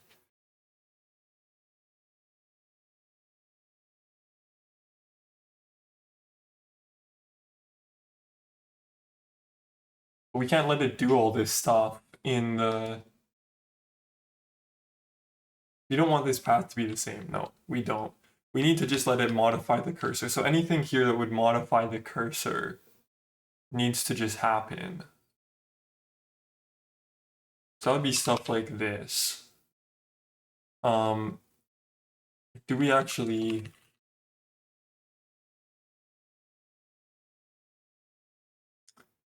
Yeah, both to learn and both and also because I don't really like using. I don't like how slow most of the terminal emulators are, and like how much just wasted code they have, and how many like yeah. Anyways, um, so actually we do call that. We just do this.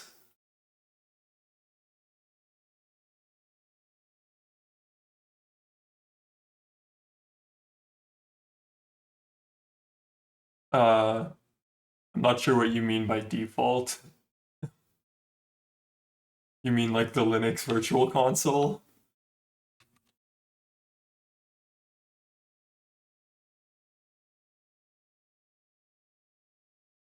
I think this actually would be better. The pre-packaged one. I'm using Gentoo. There's no pre-packaged anything.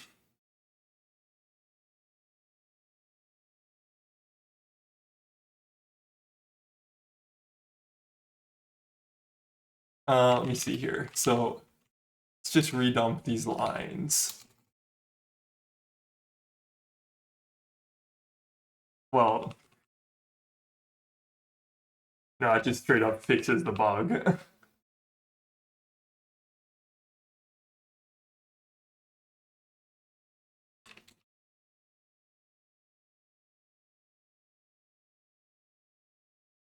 If that's what was the bug, then well, we got to the solution in the end. It totally was. That was totally the bug. Now I need to figure out why there's like some random negative ones still in the dealio there. But so is there any breakpoints right now? No. We're gonna run this one.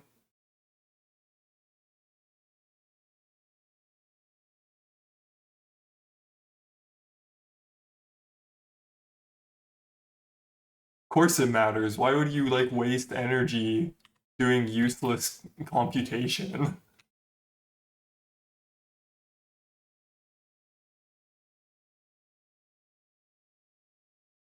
Yes, I think that's just this so that's the same assert here. So how are we getting a line that doesn't have enough?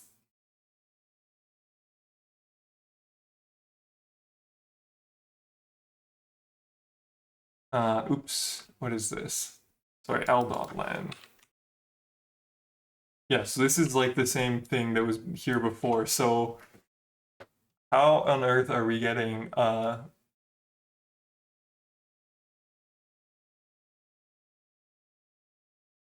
line that is missing? So let me just check like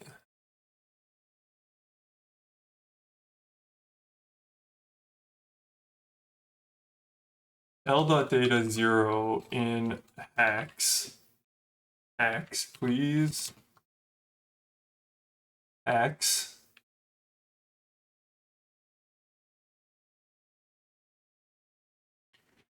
So that's actually fine.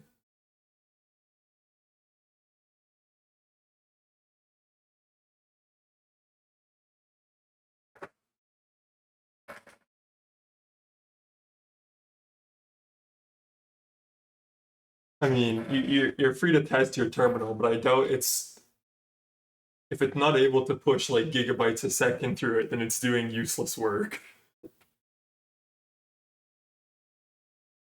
It should be idle for like 99.9% of the like 99.99% of the time it's running.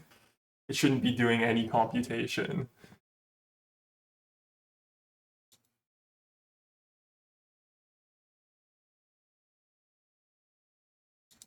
So I think I'm just doing this comparison wrong. So these lines,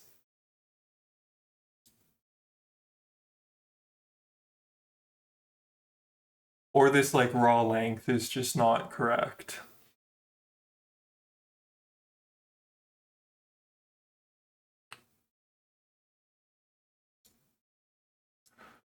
So when I'm just making this line, like S8 to line, which is probably not even in here, or line to S8, it is in here. Yeah, I think we're just off by 1 here. This length needs to be an extra one. This line's supposed to point 1 past the end, and I don't think n points to 1 past the end. Could be wrong about that, but well, that's how we're calculating the line length, though.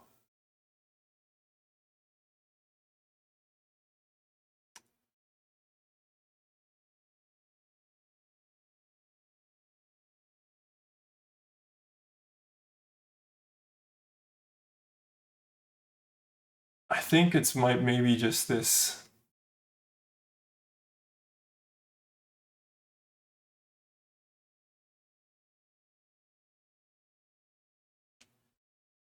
I think it is maybe.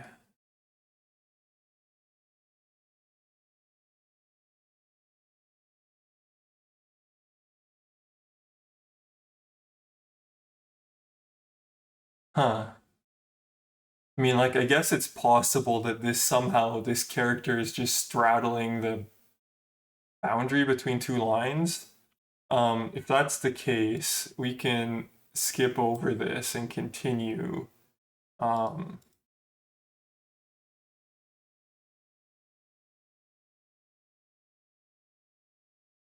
gonna skip over this. This is -1, so nothing's gonna happen. We're gonna put a space. Right. Probably I didn't want that to work, but that's okay. But let's say we exit this function. Oh, you know what? No, because this won't. It didn't consume that character. No, I'm talking about when you read like raw data into the terminal.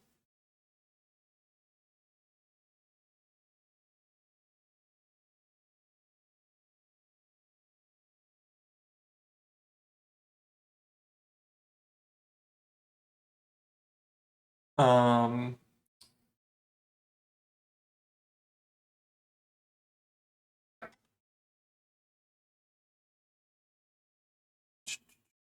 so let me see here. So does actually just get ASCII just always consume one? Well, it assumes though that there was one available. So if we just got a partial UTF-8, that is like a problem. I'm going to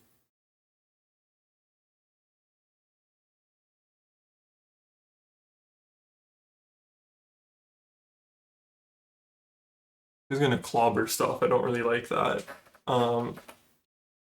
We're gonna do.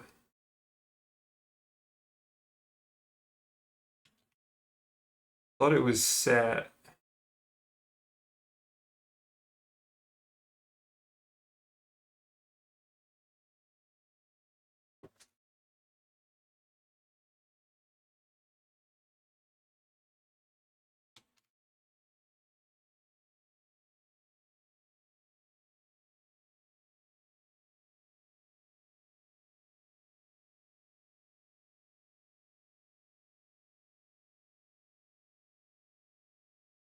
Let me just check. I don't remember how to set a variable for some reason. My brain is completely broken.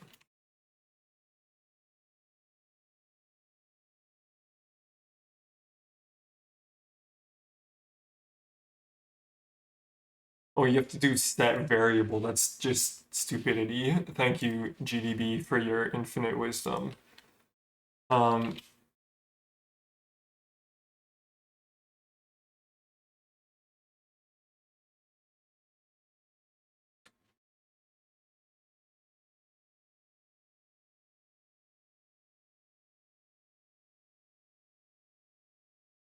I think there's a way to just return from the function as well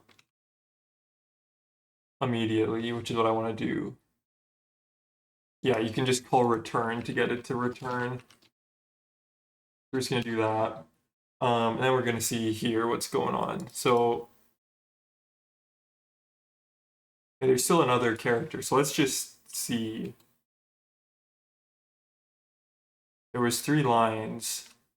So if we just grab this line, let me step in here. So let's see. The first character of this line is that, no, it totally is. It's straddling that UTF-8 character. We've got half a UTF-8 character.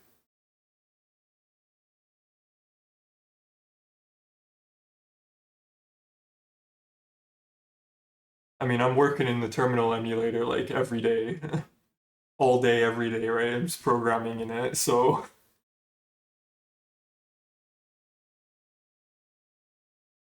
Okay, so this is probably a bug in that parsing then, because we shouldn't be straddling a UTF-8 character like that.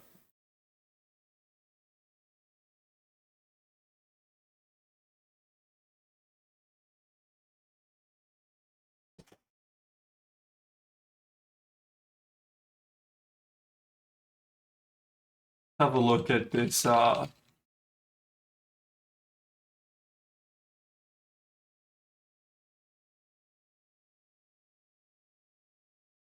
split raw input to lines. If we find UTF-8, if we find a Unicode, what happens?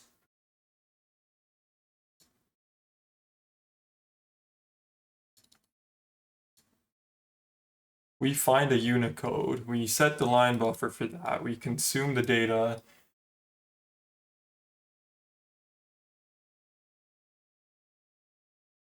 There should be like an overhang. So we have this overhang mask.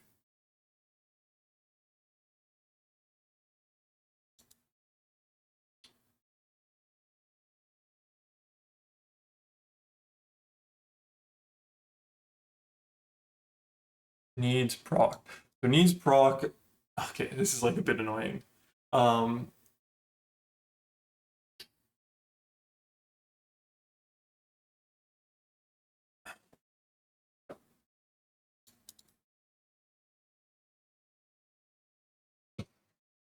So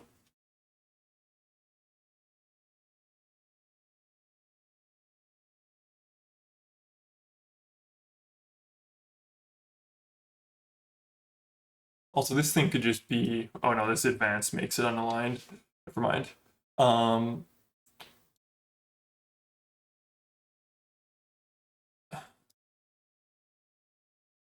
Might have to step through this just to remember how this one works. But basically this shouldn't be, so here we're gonna, okay, but that's like not a UTF-8. So if it has Unicode, that's fine. But we should still have extra, like we can't break out of the loop yet. So, except for this case.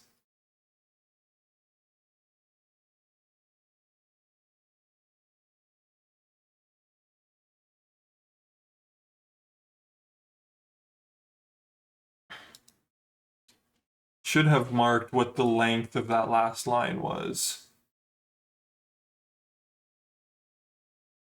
I believe it was over this split long.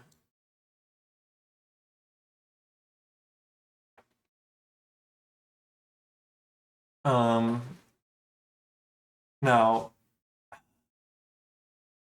I kind of want some more coffee, so I'm gonna take a quick pause.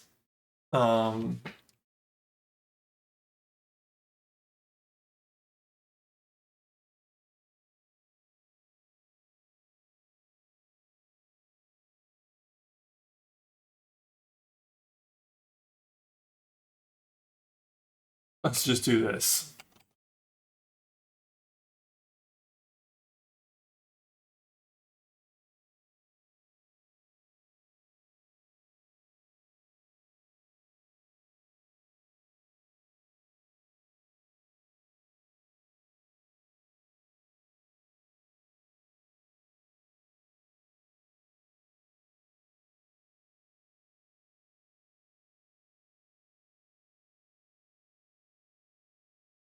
Maybe I don't know enough about the Linux environment, but after you make the terminal emulator, you can replace the built-in with one that you made, or does it not work like that?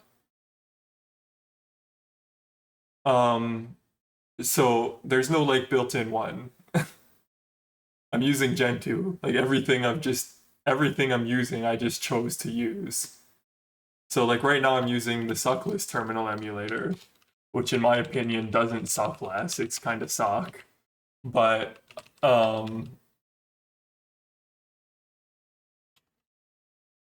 oops.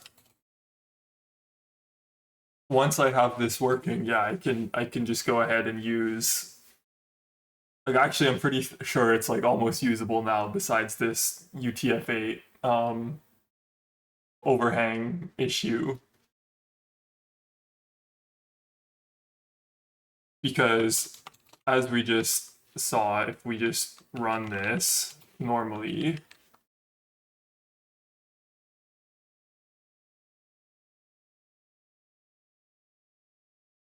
okay, that was actually a different issue. There's probably a couple bugs, but already we can like do like a lot of the work that we need to do in here. So yeah, once I fix that UTF-8 issue, I can go ahead and continue adding and modifying stuff. Um,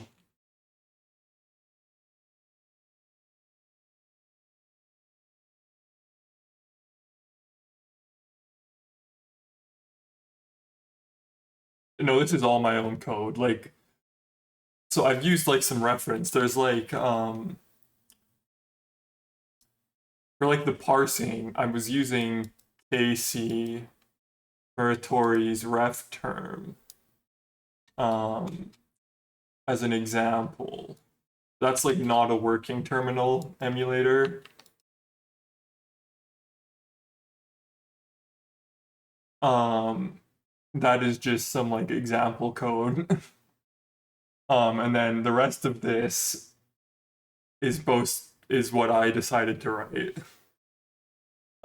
There's like some websites that have like some information about like the terminal emulators, but let me see if I have one open.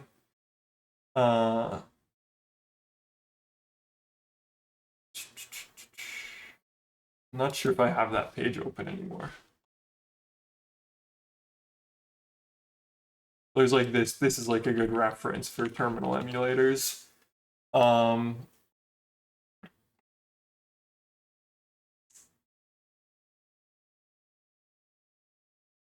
oops. Yeah, so but other than that, if all the code here is just what I wrote. Questions?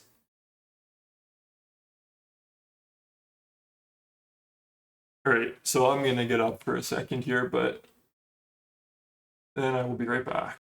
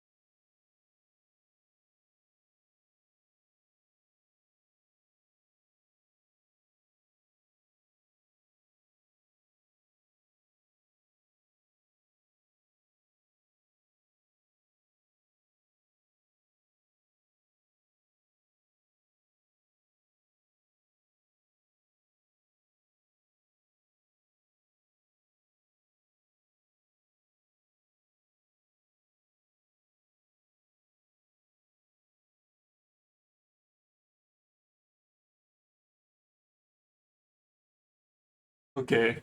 Well, look, one of the other things I really don't like about ST is that it doesn't allow you to do basic things like this. Not sorry.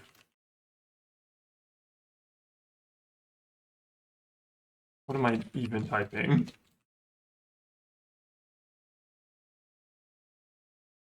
You can't resize the window like this in ST at all, even though that's completely trivial to support.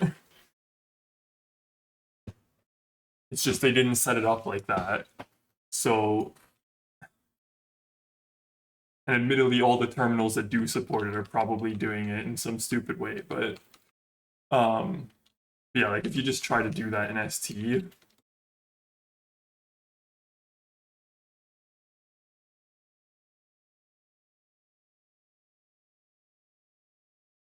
oh, I lost all the information. What do I do? Like it's just stupidity. Dumb.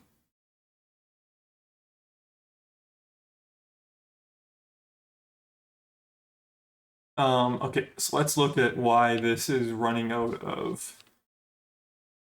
Why is this running out of, or why is it breaking right on a line? It's like the last line that had this assert in it definitely was like right on the boundary. So we need to make sure that the last character was not a UTF-8.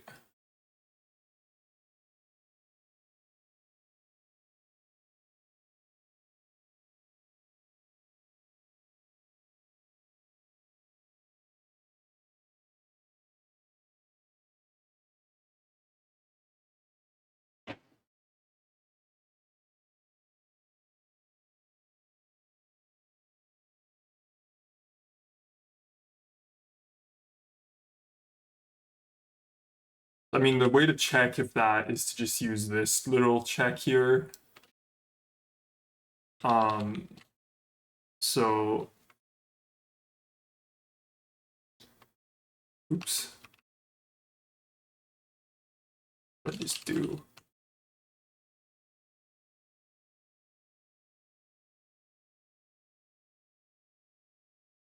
After you get the raw terminal complete, you're gonna keep adding more features.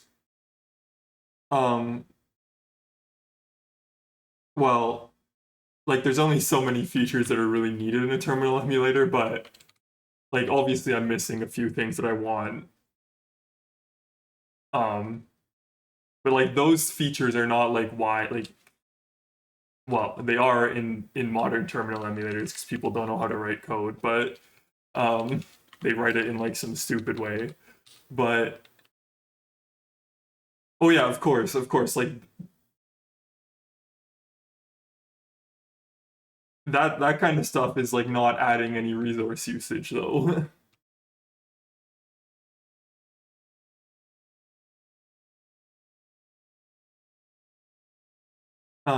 Split. Wait, what am I even doing? Okay, so sorry. We can go out here and we can make U32C equals 0. Let's do it last C. Last C, last C, last C, and not last C and 0x A.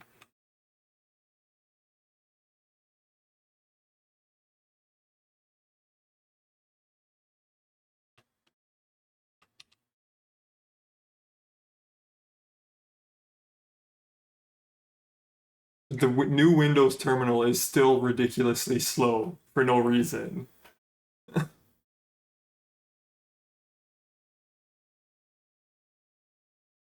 Like actually that thing I posted earlier, like that ref term, um, that was in particular a response to the new Windows terminal being awful.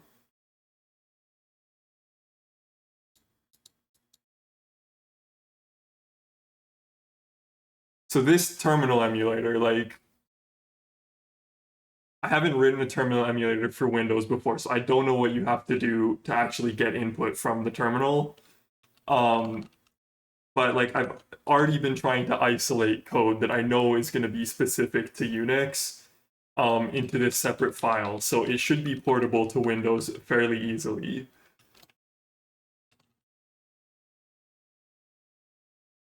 It's just I don't know how to do the terminal stuff on Windows. Oh no, you definitely can. Like this rep term was meant to run on Windows. It's just it's missing like a lot of features. It's just like a something that Casey wrote in like a weekend.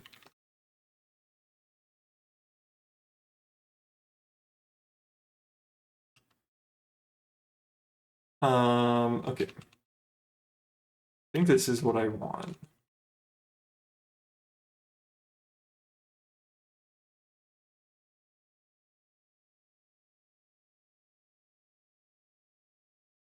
Probably that was the only thing I needed to care about.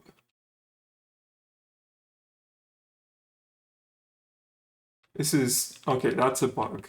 Oh, okay. I need to see what's going on there. Oh, I'd like if this was like easily detectable though, and it's not right now.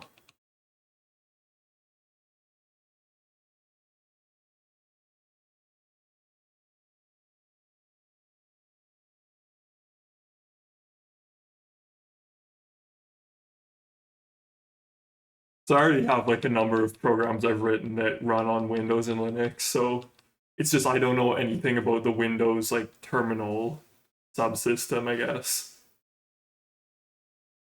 Hi Cotton Papero.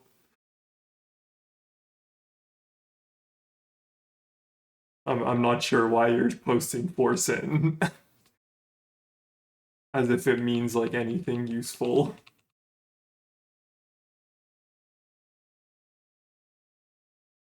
Um, okay, this is annoying. So how am I gonna find that weird bug?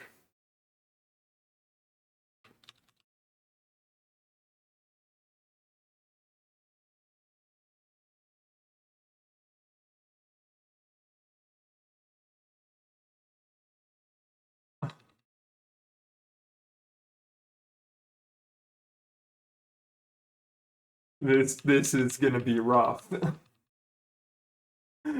When it works 99% and then there's just this one weird glitchy thing.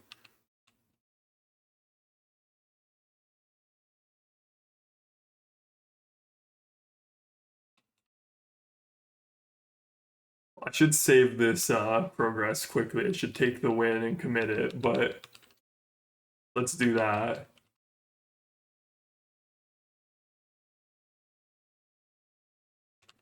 And we'll do it from the terminal emulator, because why not? HIJK, that's still sorted, that's fine.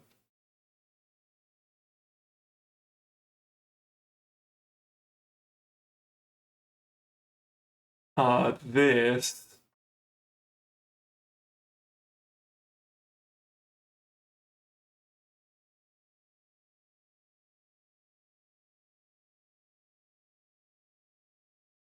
okay, I'm gonna commit that, even though it's buggy. We're gonna fix that extra line at the end of the file.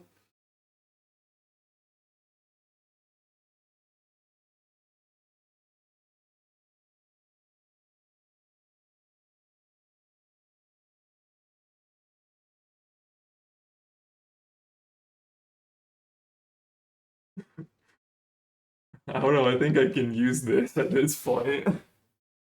Probably I should draw a cursor so I know what's going on here, but um, this is seeming pretty usable now.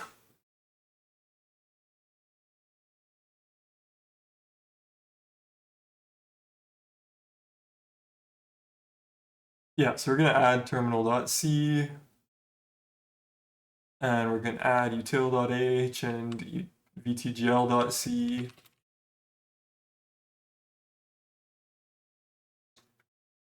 Actually, I'm gonna save the debugging stuff in a separate commit. Git add vtgl.c.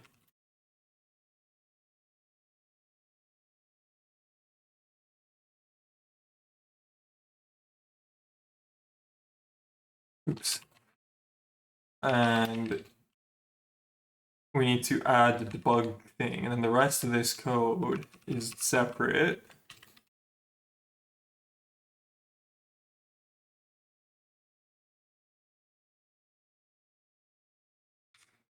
Okay, so we're gonna say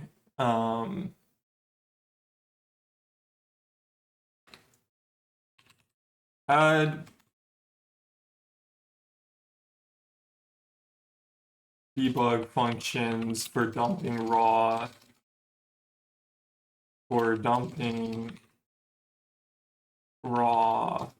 lines and frame buffer.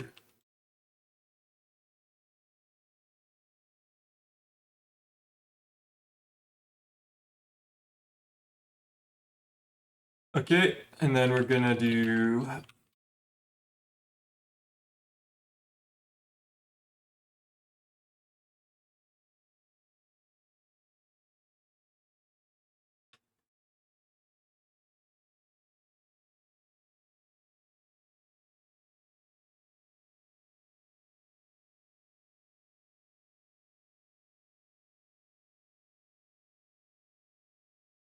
I see that the title is getting set incorrectly, but that's okay, I can fix that. So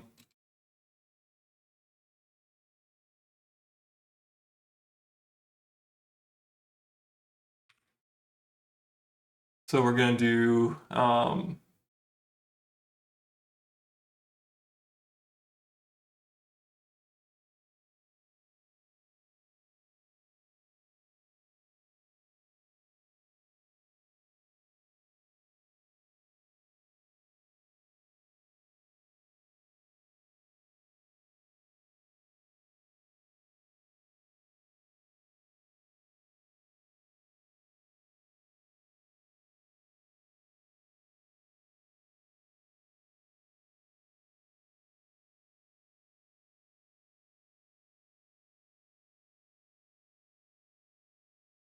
when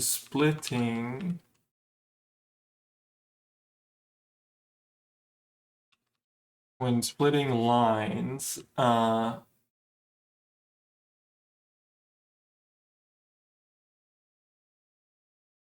fix cursor state setting when splitting lines and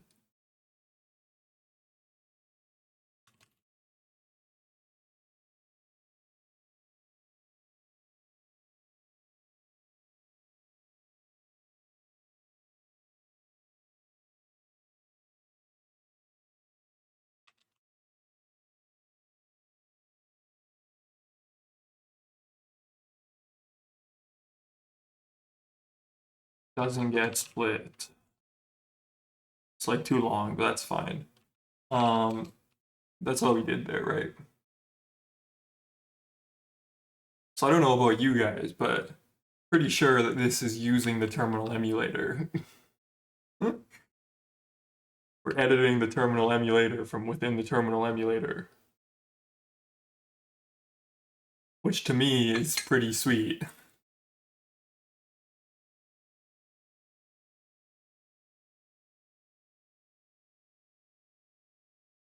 So let us draw a cursor, I guess. I don't know. what am I supposed to do? So in this here, what are we doing here? So we do a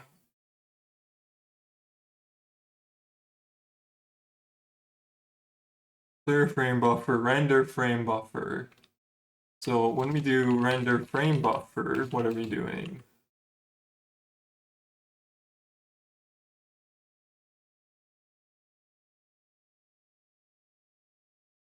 Okay, so in render frame buffer, we just go through the raw frame buffer and blit everything.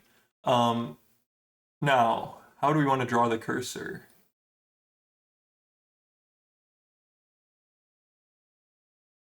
The one thing you can just do is just push another cell that just has the cursor set as like a block.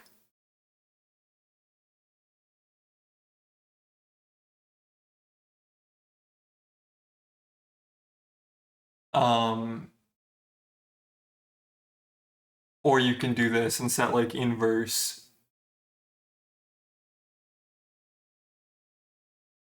So you could set the cell state to inverse and then just push another cell. So let's do that one, I think. We're gonna take this and we're gonna do note draw cursor.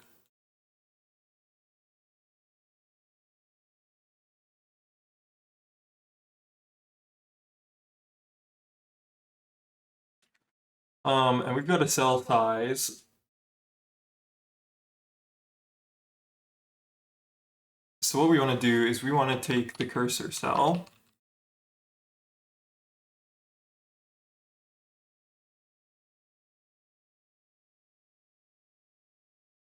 T to cursor dot row. T to... Wait, is this... I feel like the cursor row is 1 indexed. No, it's not. It's not. It's not. I don't think that's what it is. And well, I guess we'll see if it's off by 1 or not.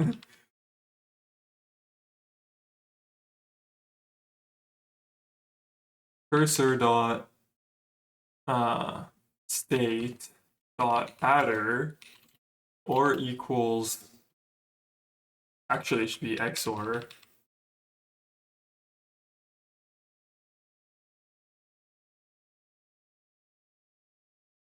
And then we're going to push a cell. This is going to be the cursor. And then the cell rect is going to be... Why is there like an extra space in here?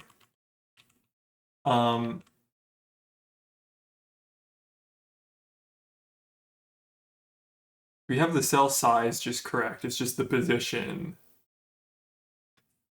Position should start at...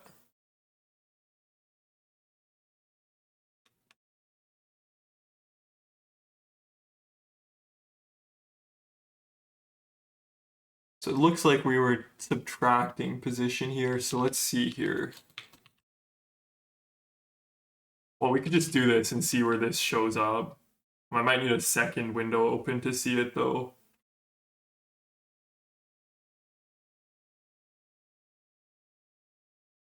I think it's called style.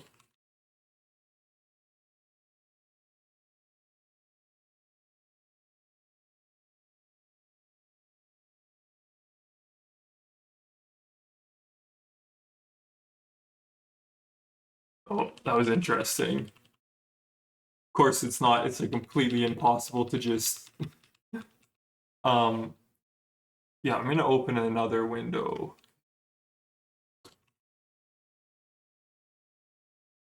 So we're drawing this like way off at the bottom here. Is obviously not where it's supposed to be.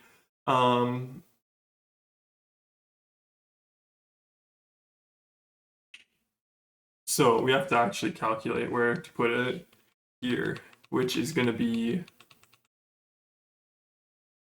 oops, up here. So let's see here. So at the start, we start at position y is equal to height minus cell height, which tells me that I should probably clean up the coordinate system that I'm using. That's what that tells me.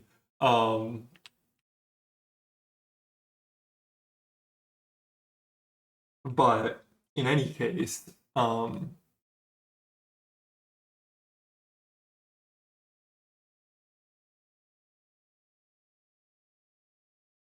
cursor rect opposition dot y should equal p to gl dot window size dot height minus cell size dot height Oh no. This is like a thing to where we should just run this from the debugger so we can see what's going on if that happens again. Um, so actually we don't really even need that open, but well, let's leave it open so that you can see what's going on there.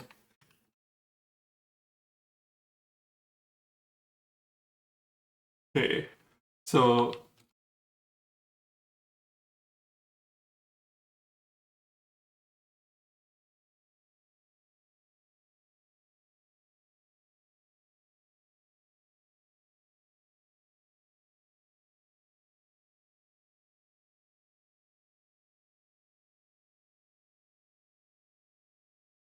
here, okay, so here what we want to do is do minus cr dot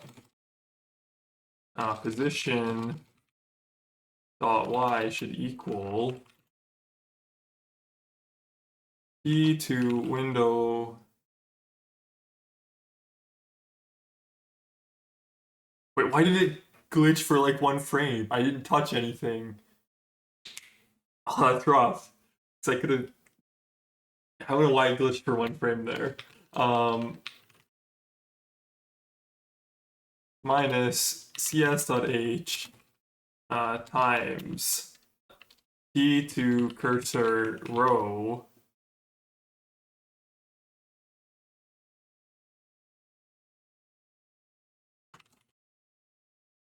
key to size.h minus t to cursor row -1,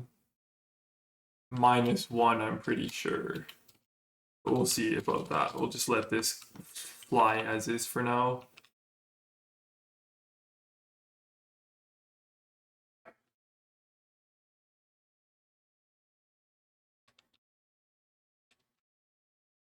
T to GL dot window size.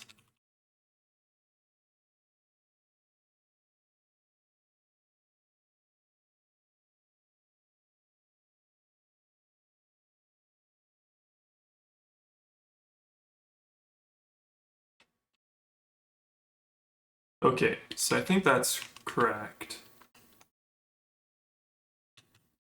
No. How did that end up there? The cursor row here should be 0.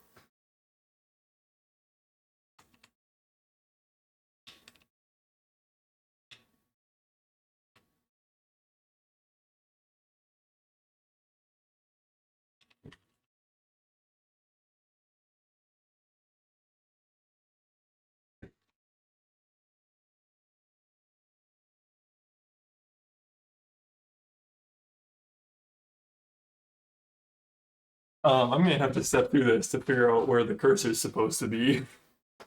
I don't remember how this code works. Um,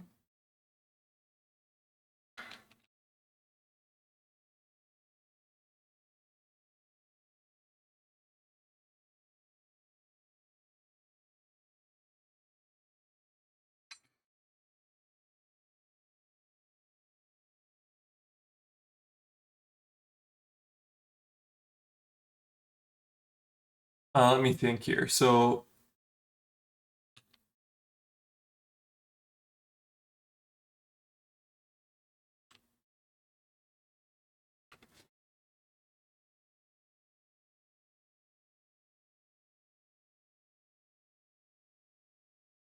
okay. So that gives you the right row.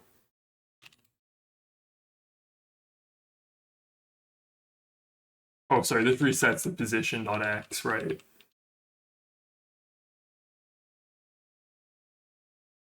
This should just be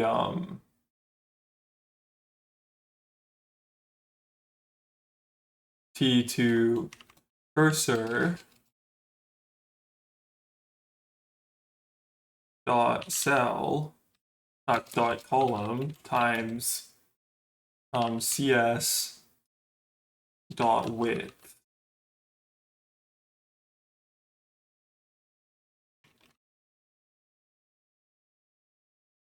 There we go. Drawing a cursor.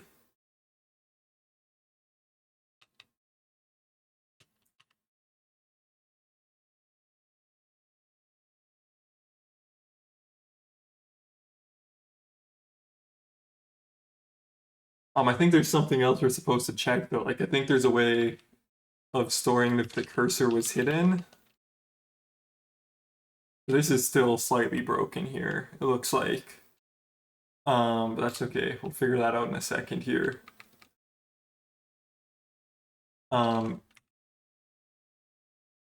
So win mode app hide cursor.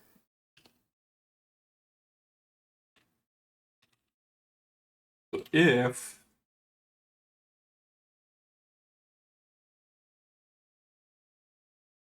where is this even stored?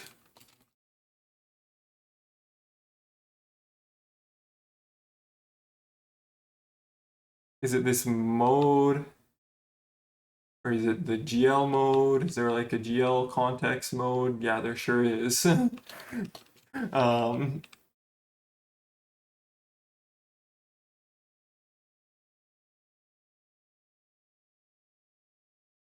so we set this in the GL mode.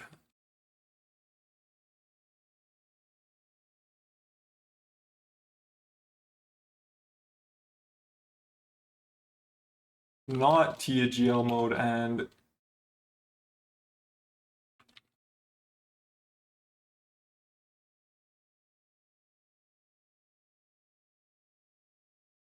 I feel like it should be like that, but anyways, that's what I would call it now, but since it's not called that right now, we'll just type the full thing.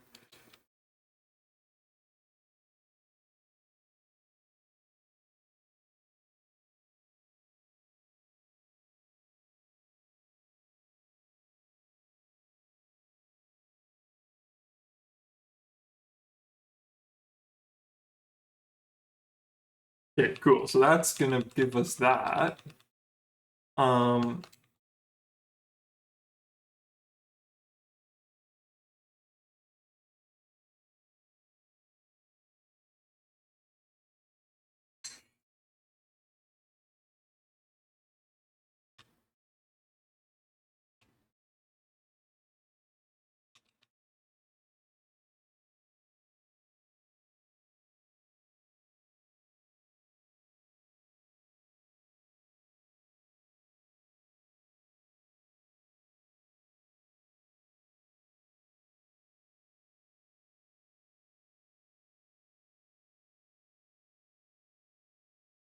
so I don't have a way of.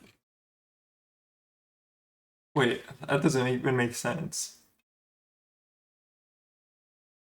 Of unhiding the cursor. That's like a bug. Um,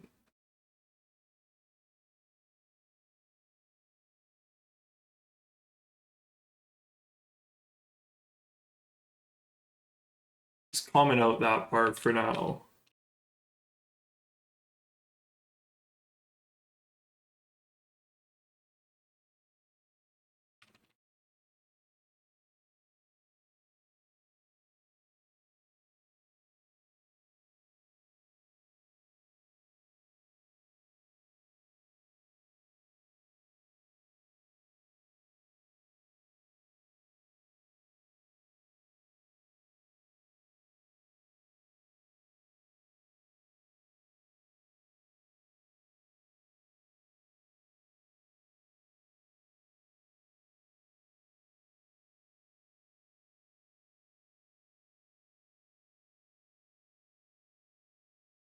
Okay, so let us take the win there.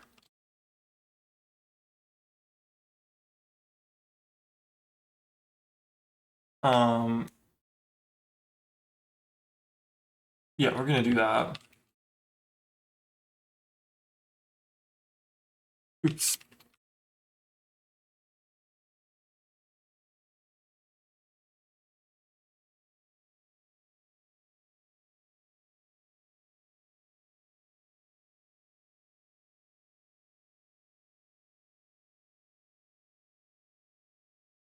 Let me just fix this first. So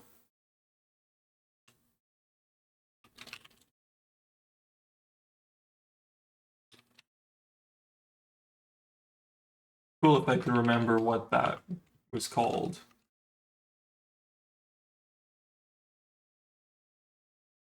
It is called render. Oh, it's called render frame buffer. Okay, so render frame buffer.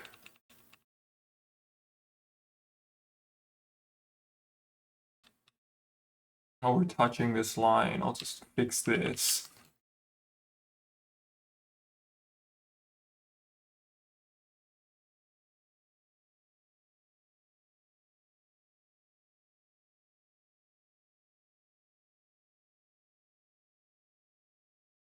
That's pretty cool.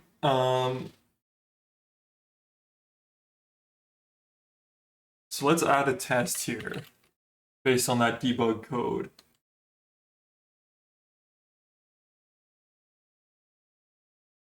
Oops.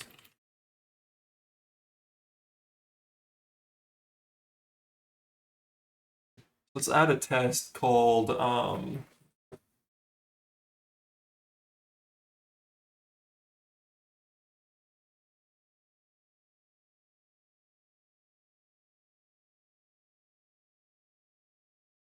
we're gonna add a test. It's gonna be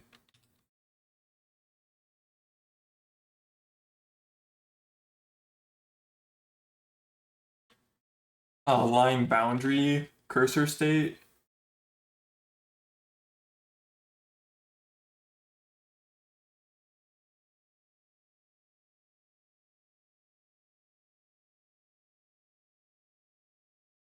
Oh, that means we have to pass in 2 lines. Okay, that's fine, yeah. Because that was a bug that we just had earlier, so if you're gonna write a new bug, you should write a new test to make sure you don't rewrite the same bug later on.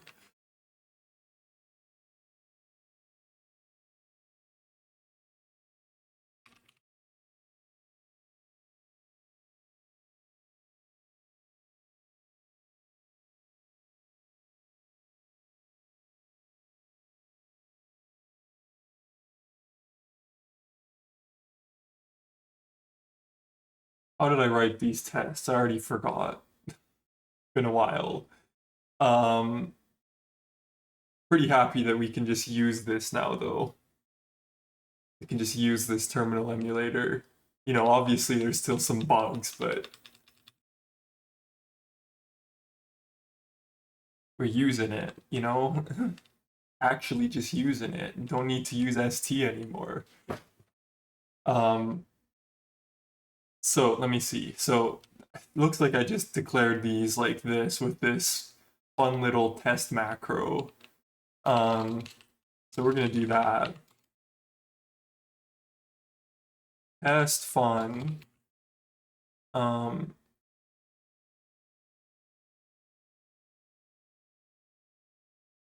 Line. So that's a good way of figuring out. So that's a good test case that just happened. What did I call this? Cursor at line boundary. This should be like organized as well, which I don't. Yeah, it's not.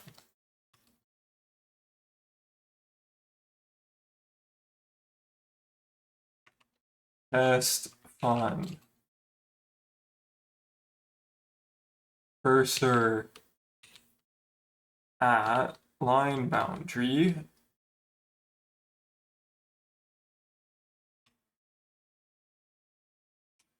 What do these test funds take again? I forgot.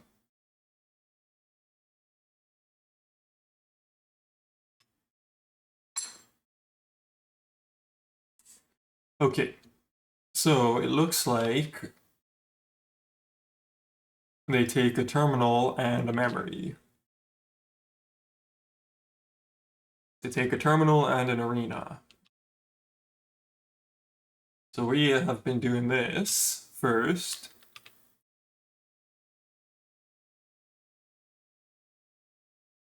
And then what we do is we do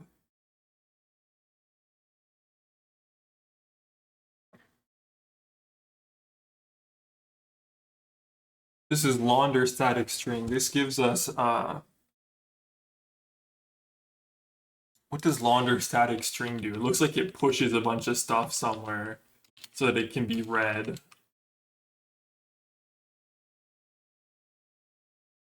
Yeah, it copies a bunch of junk into the ring buffer, and then gives you back a string with the unprocessed number of bytes. So what we need to do is basically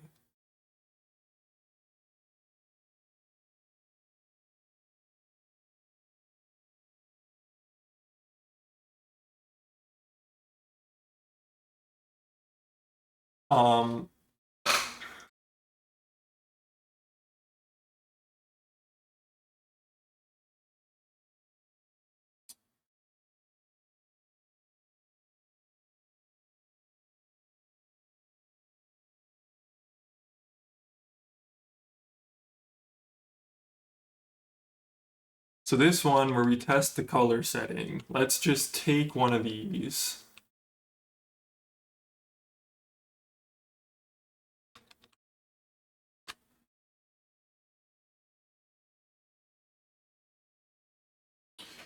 I want one of these that's gonna do like some crazy thing.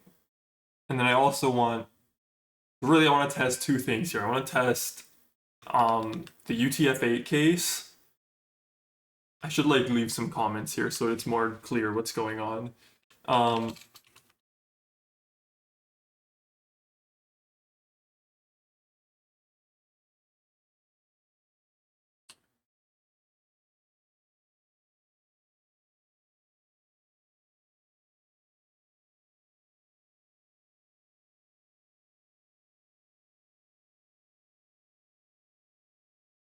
There's two tests going on here. Oops, what am I doing? Forgetting how to type. That's what I'm doing. So first is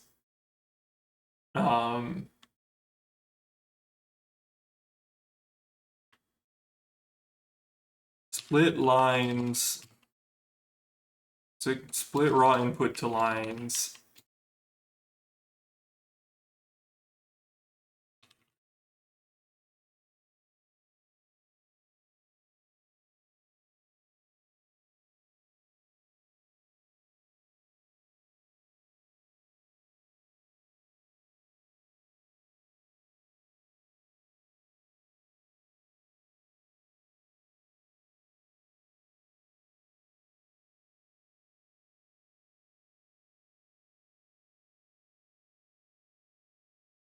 And split raw input to lines shouldn't.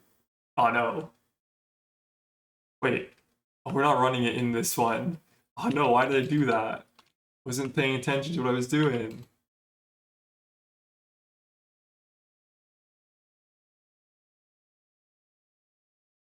Ah, dang.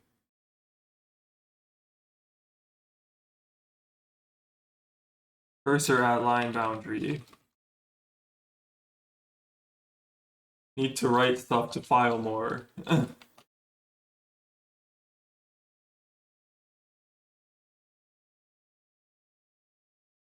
okay. Two tests here.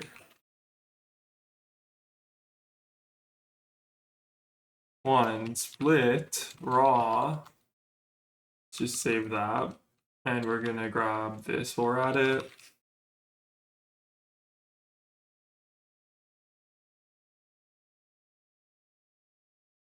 Turn result.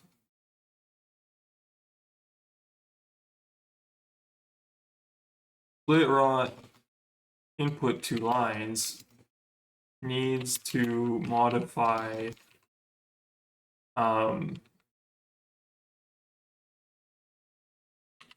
cursor style properties, and split raw input to lines needs to set, right, needs to not split UTF-8 characters into separate lines.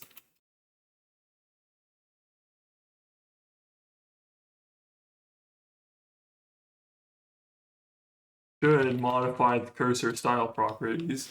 It should not split UTF characters into separate lines. So we're gonna print like a giant. We're gonna have to just construct like a giant static string here. It's just 4K of useless data, and then probably that can just be on the stack. I don't see a problem with that.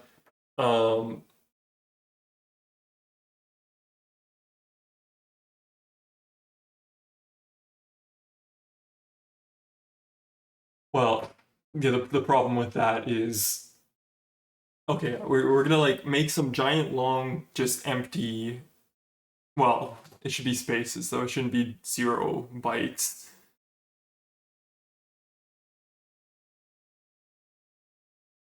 I have like I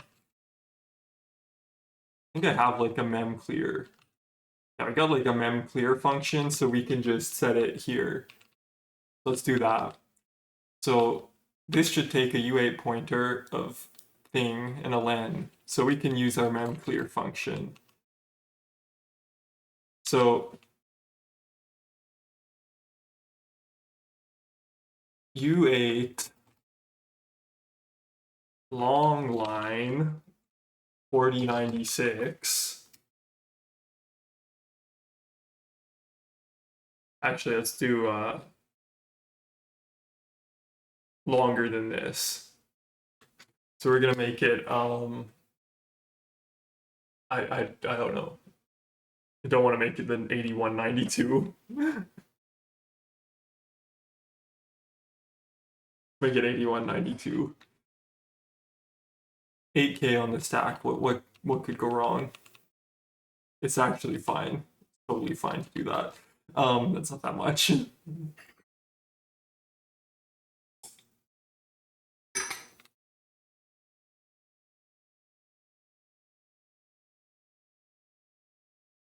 Okay, we actually have an arena with memory in it though, so why don't I just use the arena like a why don't I use the arena properly?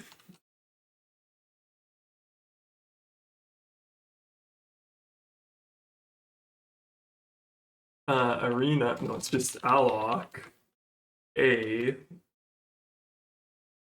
what did I call it? Is it a? Where am I using that here? Arena, it's called arena. Arena, I believe it needs to be a pointer to the arena. And the U8, and it should be 8192. Then we're gonna do mem clear. It's just gonna be all spaces. So we're gonna do mem clear long line.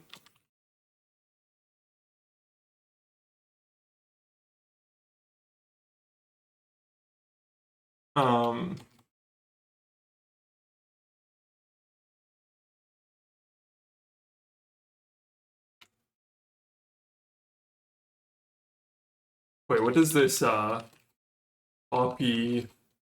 into ring buffer? Oh, it needs an S8, so let's actually do an S8 alloc instead. I assume I also have S8 alloc. Yeah. Okay. So we're gonna do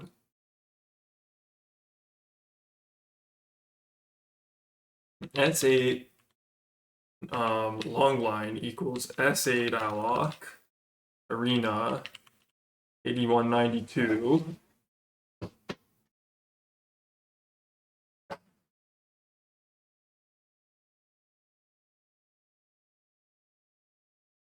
Space long line dot len. Then we're just gonna go into the middle and modify some junk in the middle.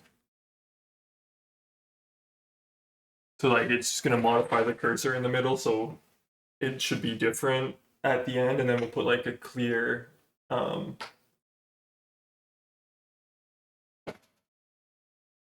we'll put a clear, well, I don't need to put a clear anywhere. So yeah. So we're gonna do this. Then we're gonna do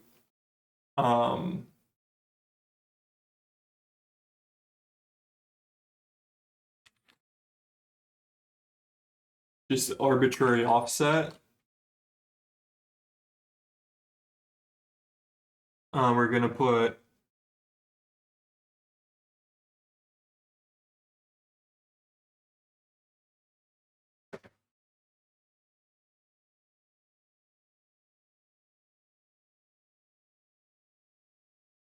I believe that should be available. So we're gonna put at this, we're gonna say 0x1b, and then we're gonna do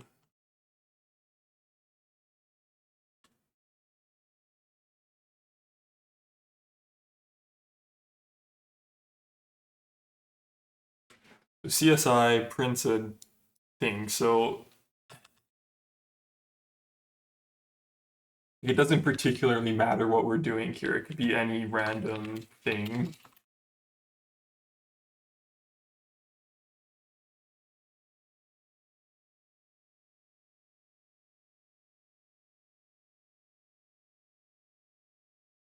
Um,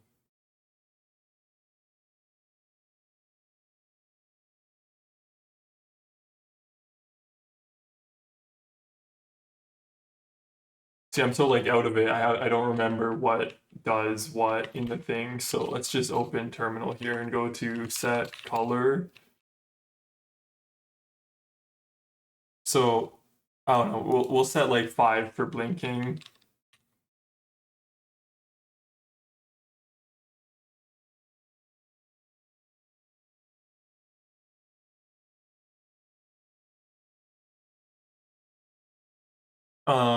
That's fine. And then we will do so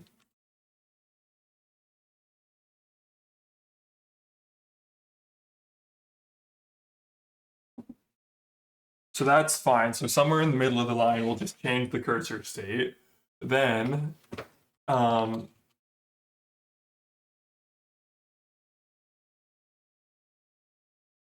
here we'll put a note here.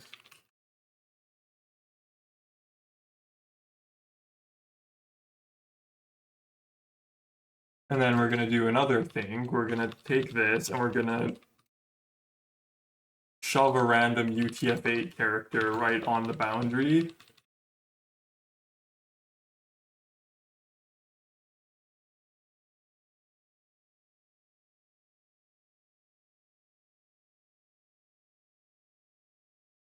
Put a Unicode character. So say put a non-ASCII character right on the boundary of split long line.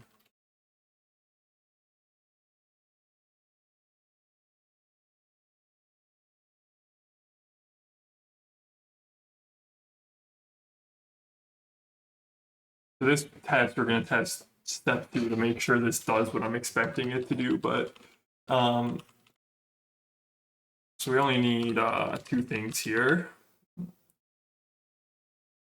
And we sig faulted, so that's good. So let's see here. We didn't sig fault, we what's it called? We asserted.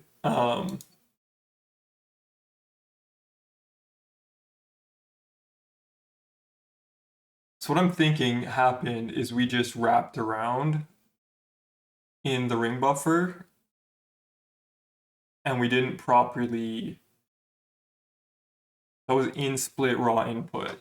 So yeah, we just wrapped around. So that was what this thing was, this commented out code I think is supposed to handle. Is if we just wrap around, we should increase the thinger.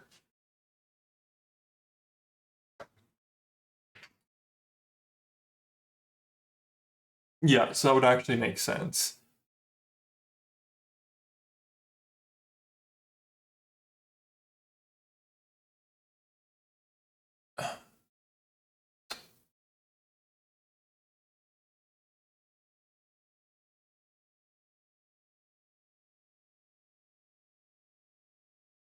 Wait, can that even happen though? Let me think. So this raw that comes in,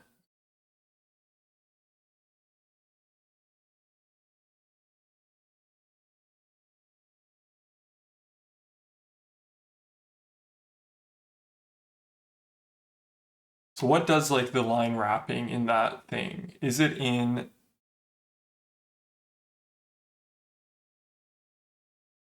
here?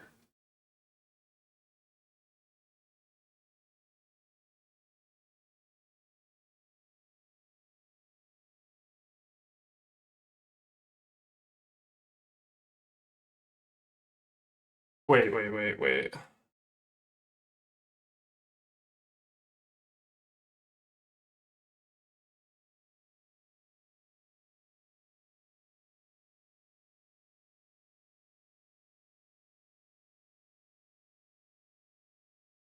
Uh,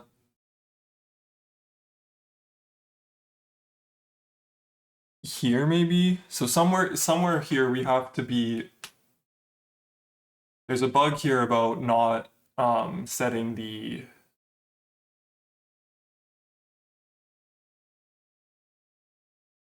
might like pause and do that after, so like, 'cause I should probably take a break here pretty soon. Um, it's been like 3 hours. Um,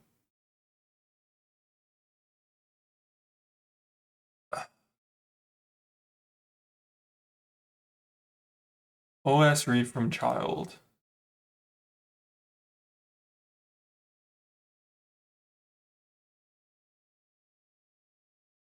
OS read from child. Yeah, so OS read from child will actually wrap the thing around. So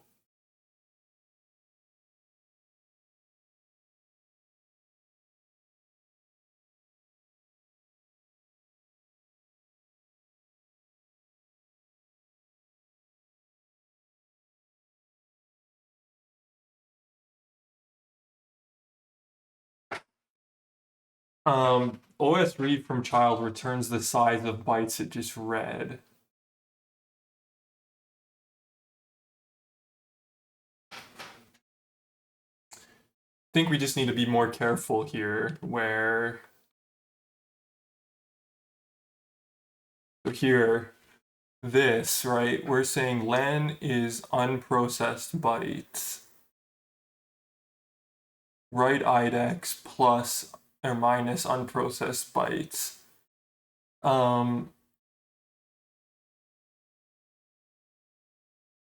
This is probably not correct. So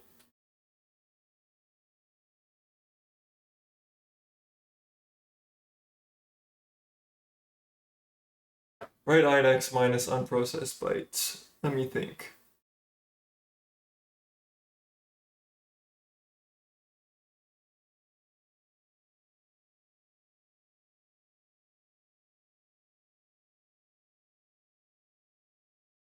This is like a three section ring buffer dealio.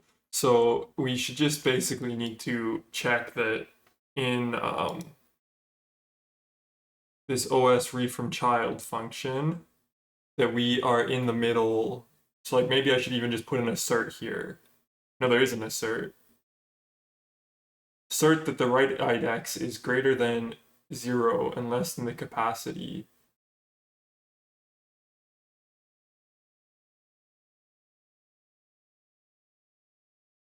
Because we never like advance this buffer or change what this buffer is. So this buffer should always start at the middle. Like if we go to this OS alloc ring buffer,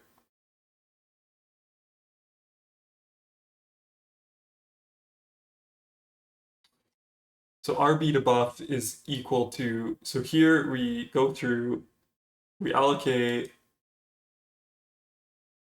the first one. The first one starts at the start and then it allocates 3 pages worth, or sorry, three ring buffers, sorry, 3 capacities worth of ring buffer space, but not in read or write yet. And then we go through here and we allocate,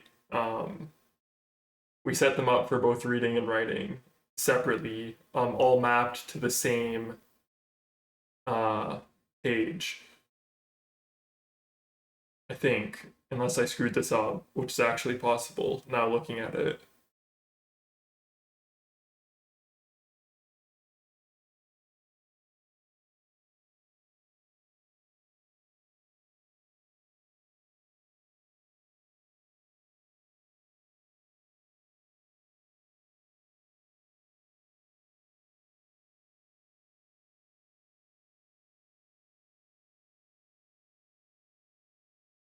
I don't actually think that's wrong. I'm pretty sure this is how it's supposed to be.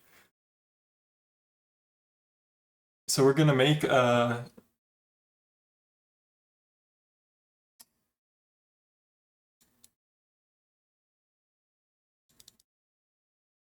so this was the base IDEX.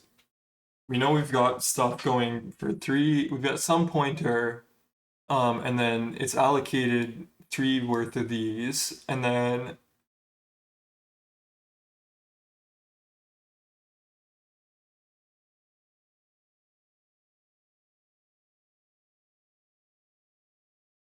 this map fixed here, which means that it has to allocate at the point of this. So yeah.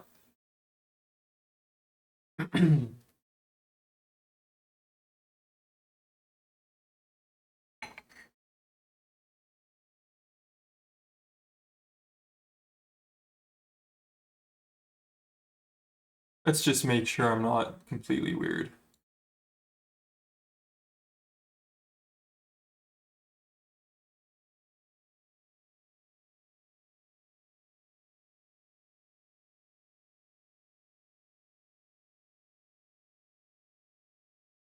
If file does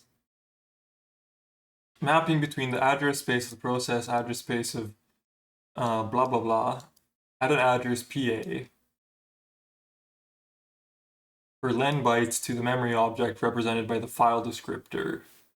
The file descriptor is -1. I think we need to use this offset. I think I might have just did this wrong.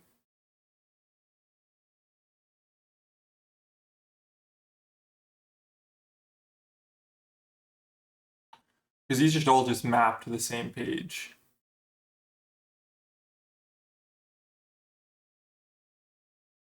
If off is non-zero, the behavior of mmap is... Oh wait, sorry.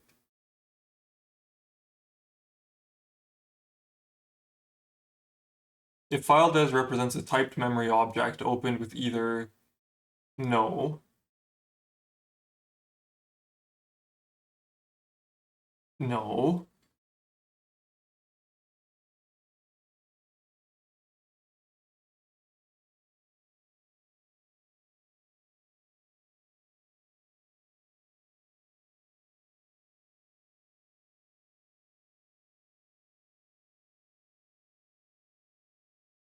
I think this is not...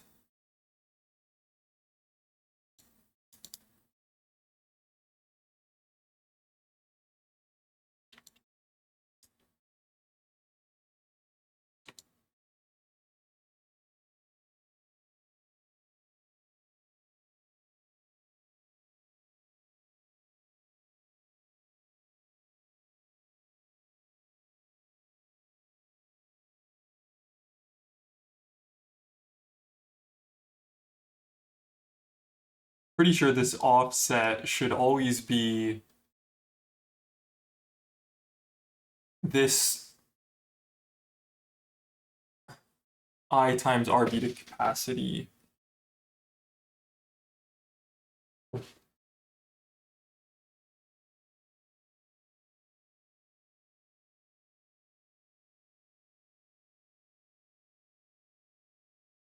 So let me just think here. Yeah, I think this offset is supposed to be getting used.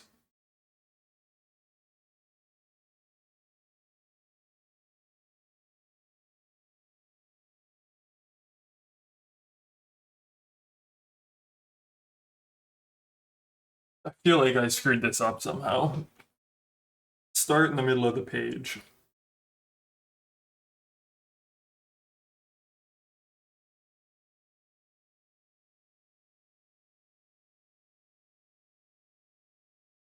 Gonna do this. We're gonna open this.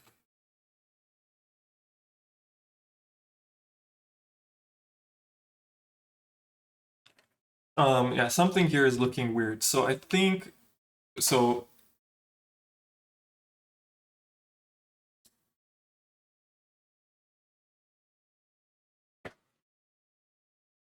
We want to map this address to the middle address.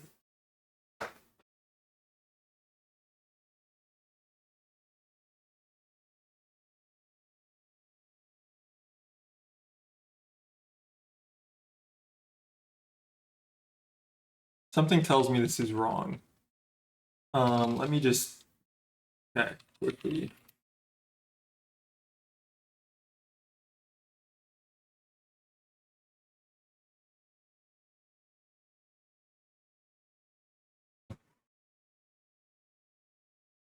Be right back.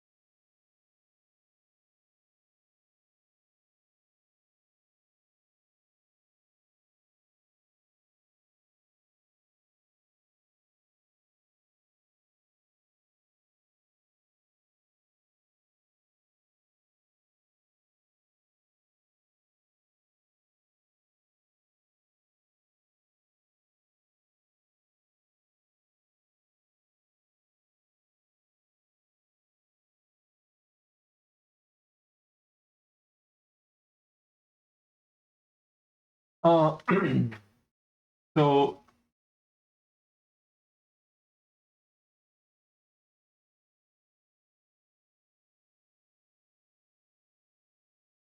let me think. So we've got our starting position, but then we need to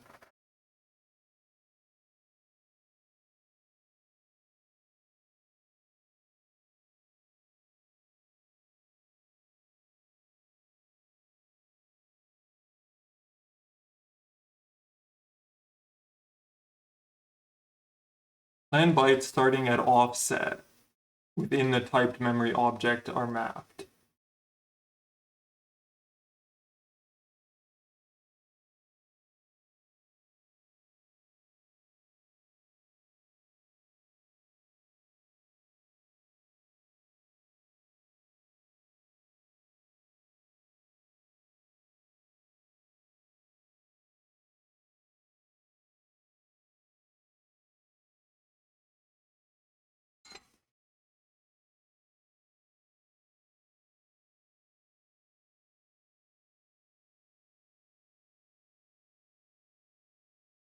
So this should be,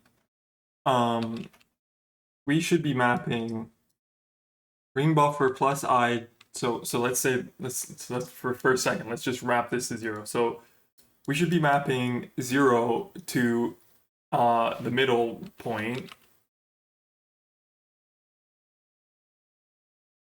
Let's go to this loop for now because I think this loop is gonna overcomplicate things.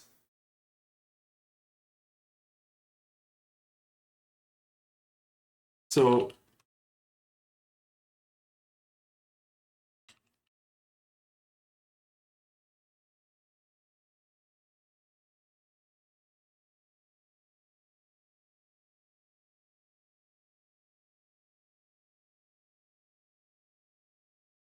this should be mapped to an offset of RB to capacity. So it should be the middle page. Then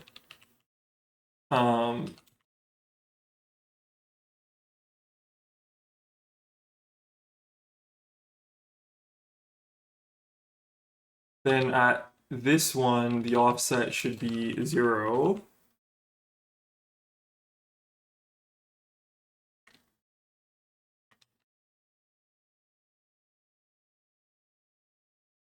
And then at this final one, the offset should be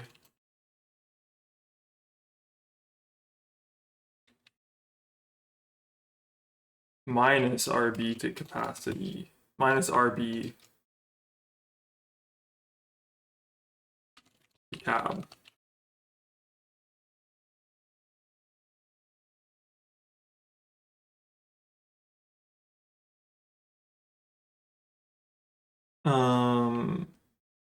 Yeah.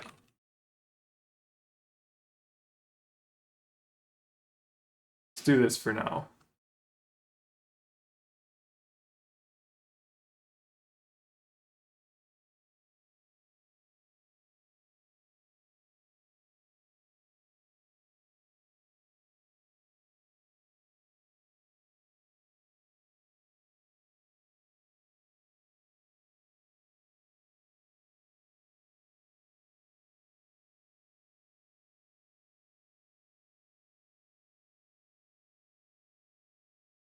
I know this will just fill up the thing like really fast, so we can just do this to make sure that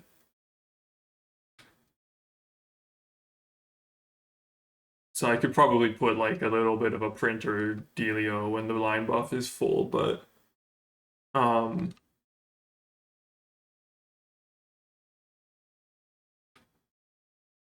probably I think it's full at this point.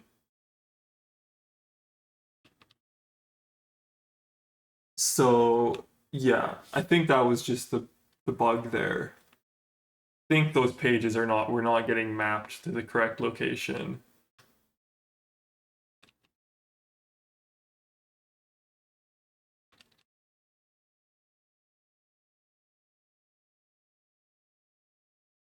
Oh no, this is correct. Um let's just to confirm that, let's print a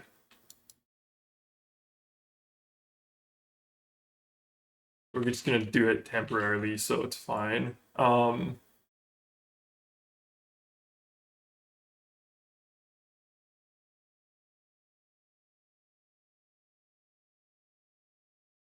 Feed line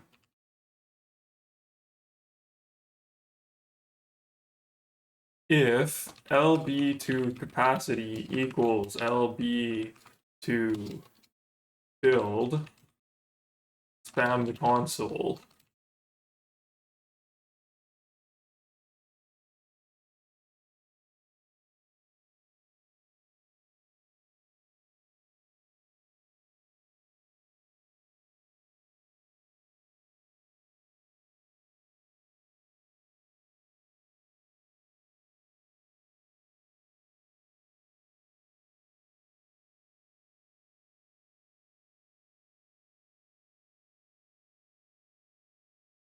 Did I build that? I'm not sure.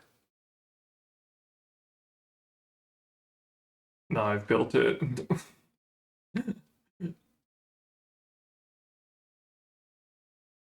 Let's just, I need to see what happens when that line gets filled, line buffer gets filled. I'm pretty sure there should be a different, I've definitely filled it before. I don't remember how I filled it though. Okay, yeah, so it's been filled. Um, well, that's not the one I was actually caring about. If the line buffer was filled, it was the other one that I cared about if it was filled.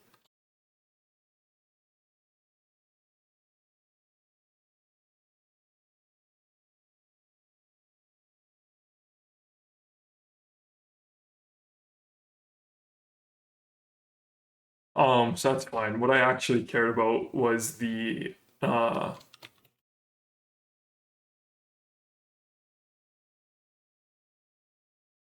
this.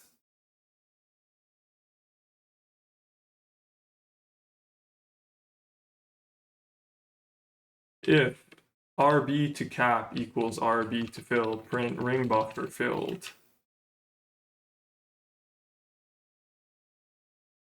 Now the only problem is that the ring buffer,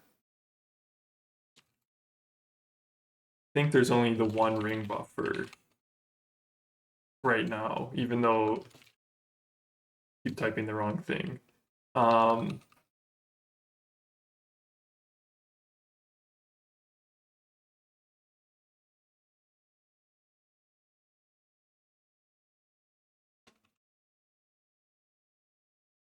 yeah, I've got a single one here. So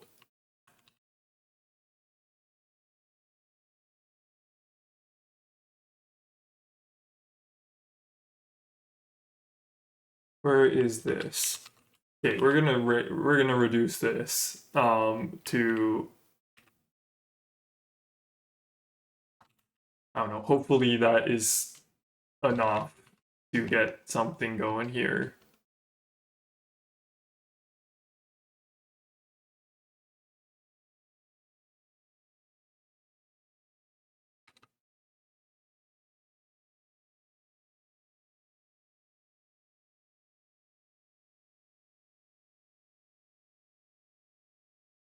Wait, what even was that?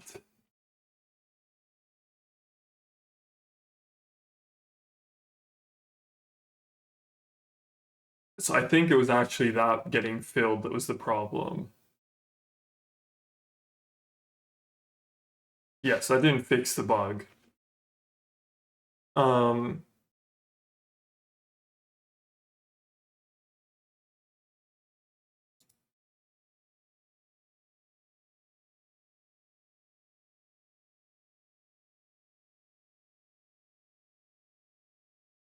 Let me go to the step up a little bit here. Like I know it was here. Go to terminal. What's the thing called in the terminal? It is the log.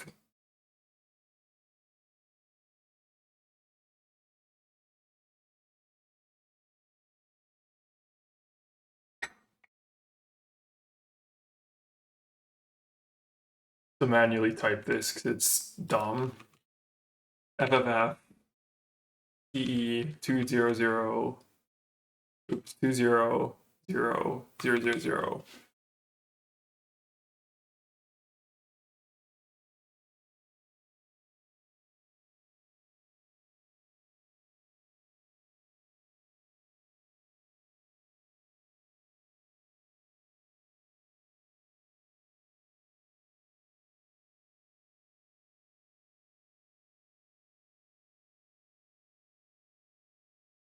Let's do that. And then also we're gonna do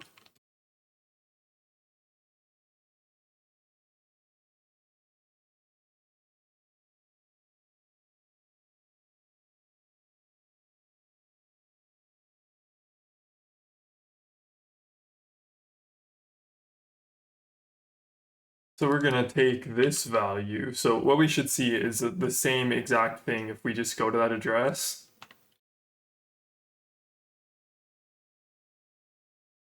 We're not.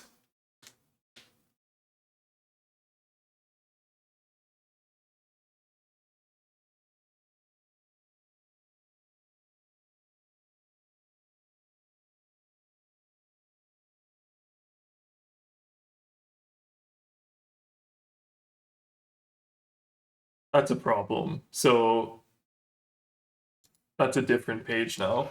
Let me just comment out the thing I just did, which probably is completely not correct.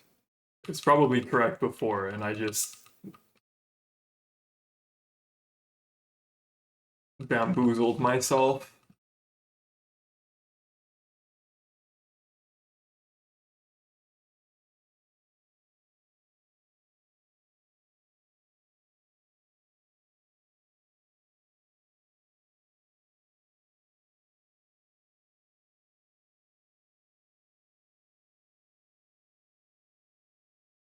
Oops.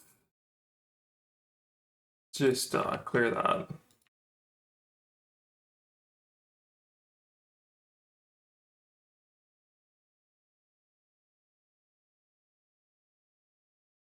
Let's do this until we hit that thingy again.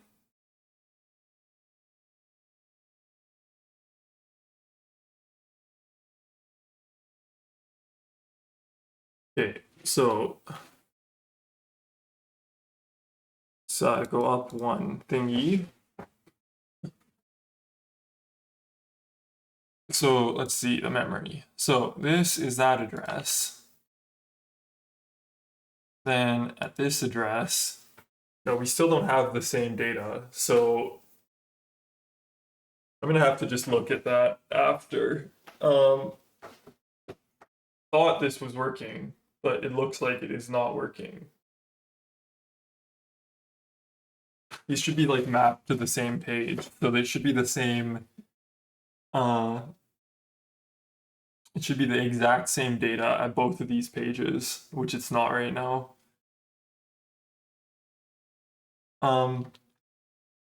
So I think for now I'm going to pause. I'll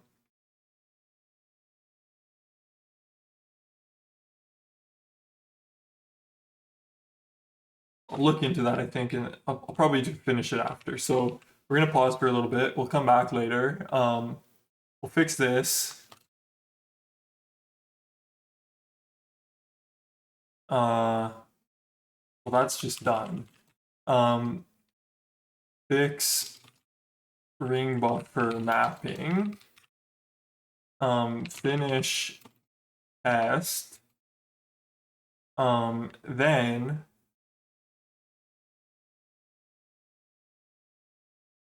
we could do like anything really. We could do tons of just random features. Font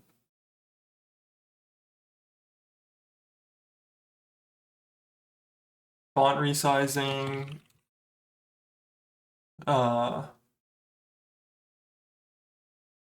Scroll back.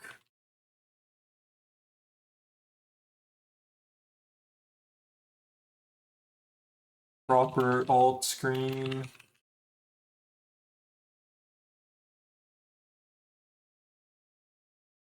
Probably proper alt screen is what we're going to be doing, but anyways.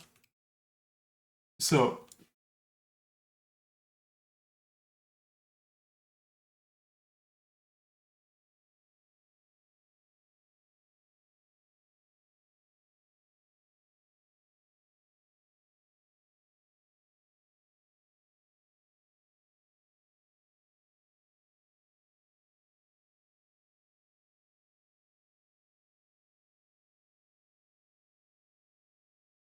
thanks everyone for watching. And I will see you all later. Bye.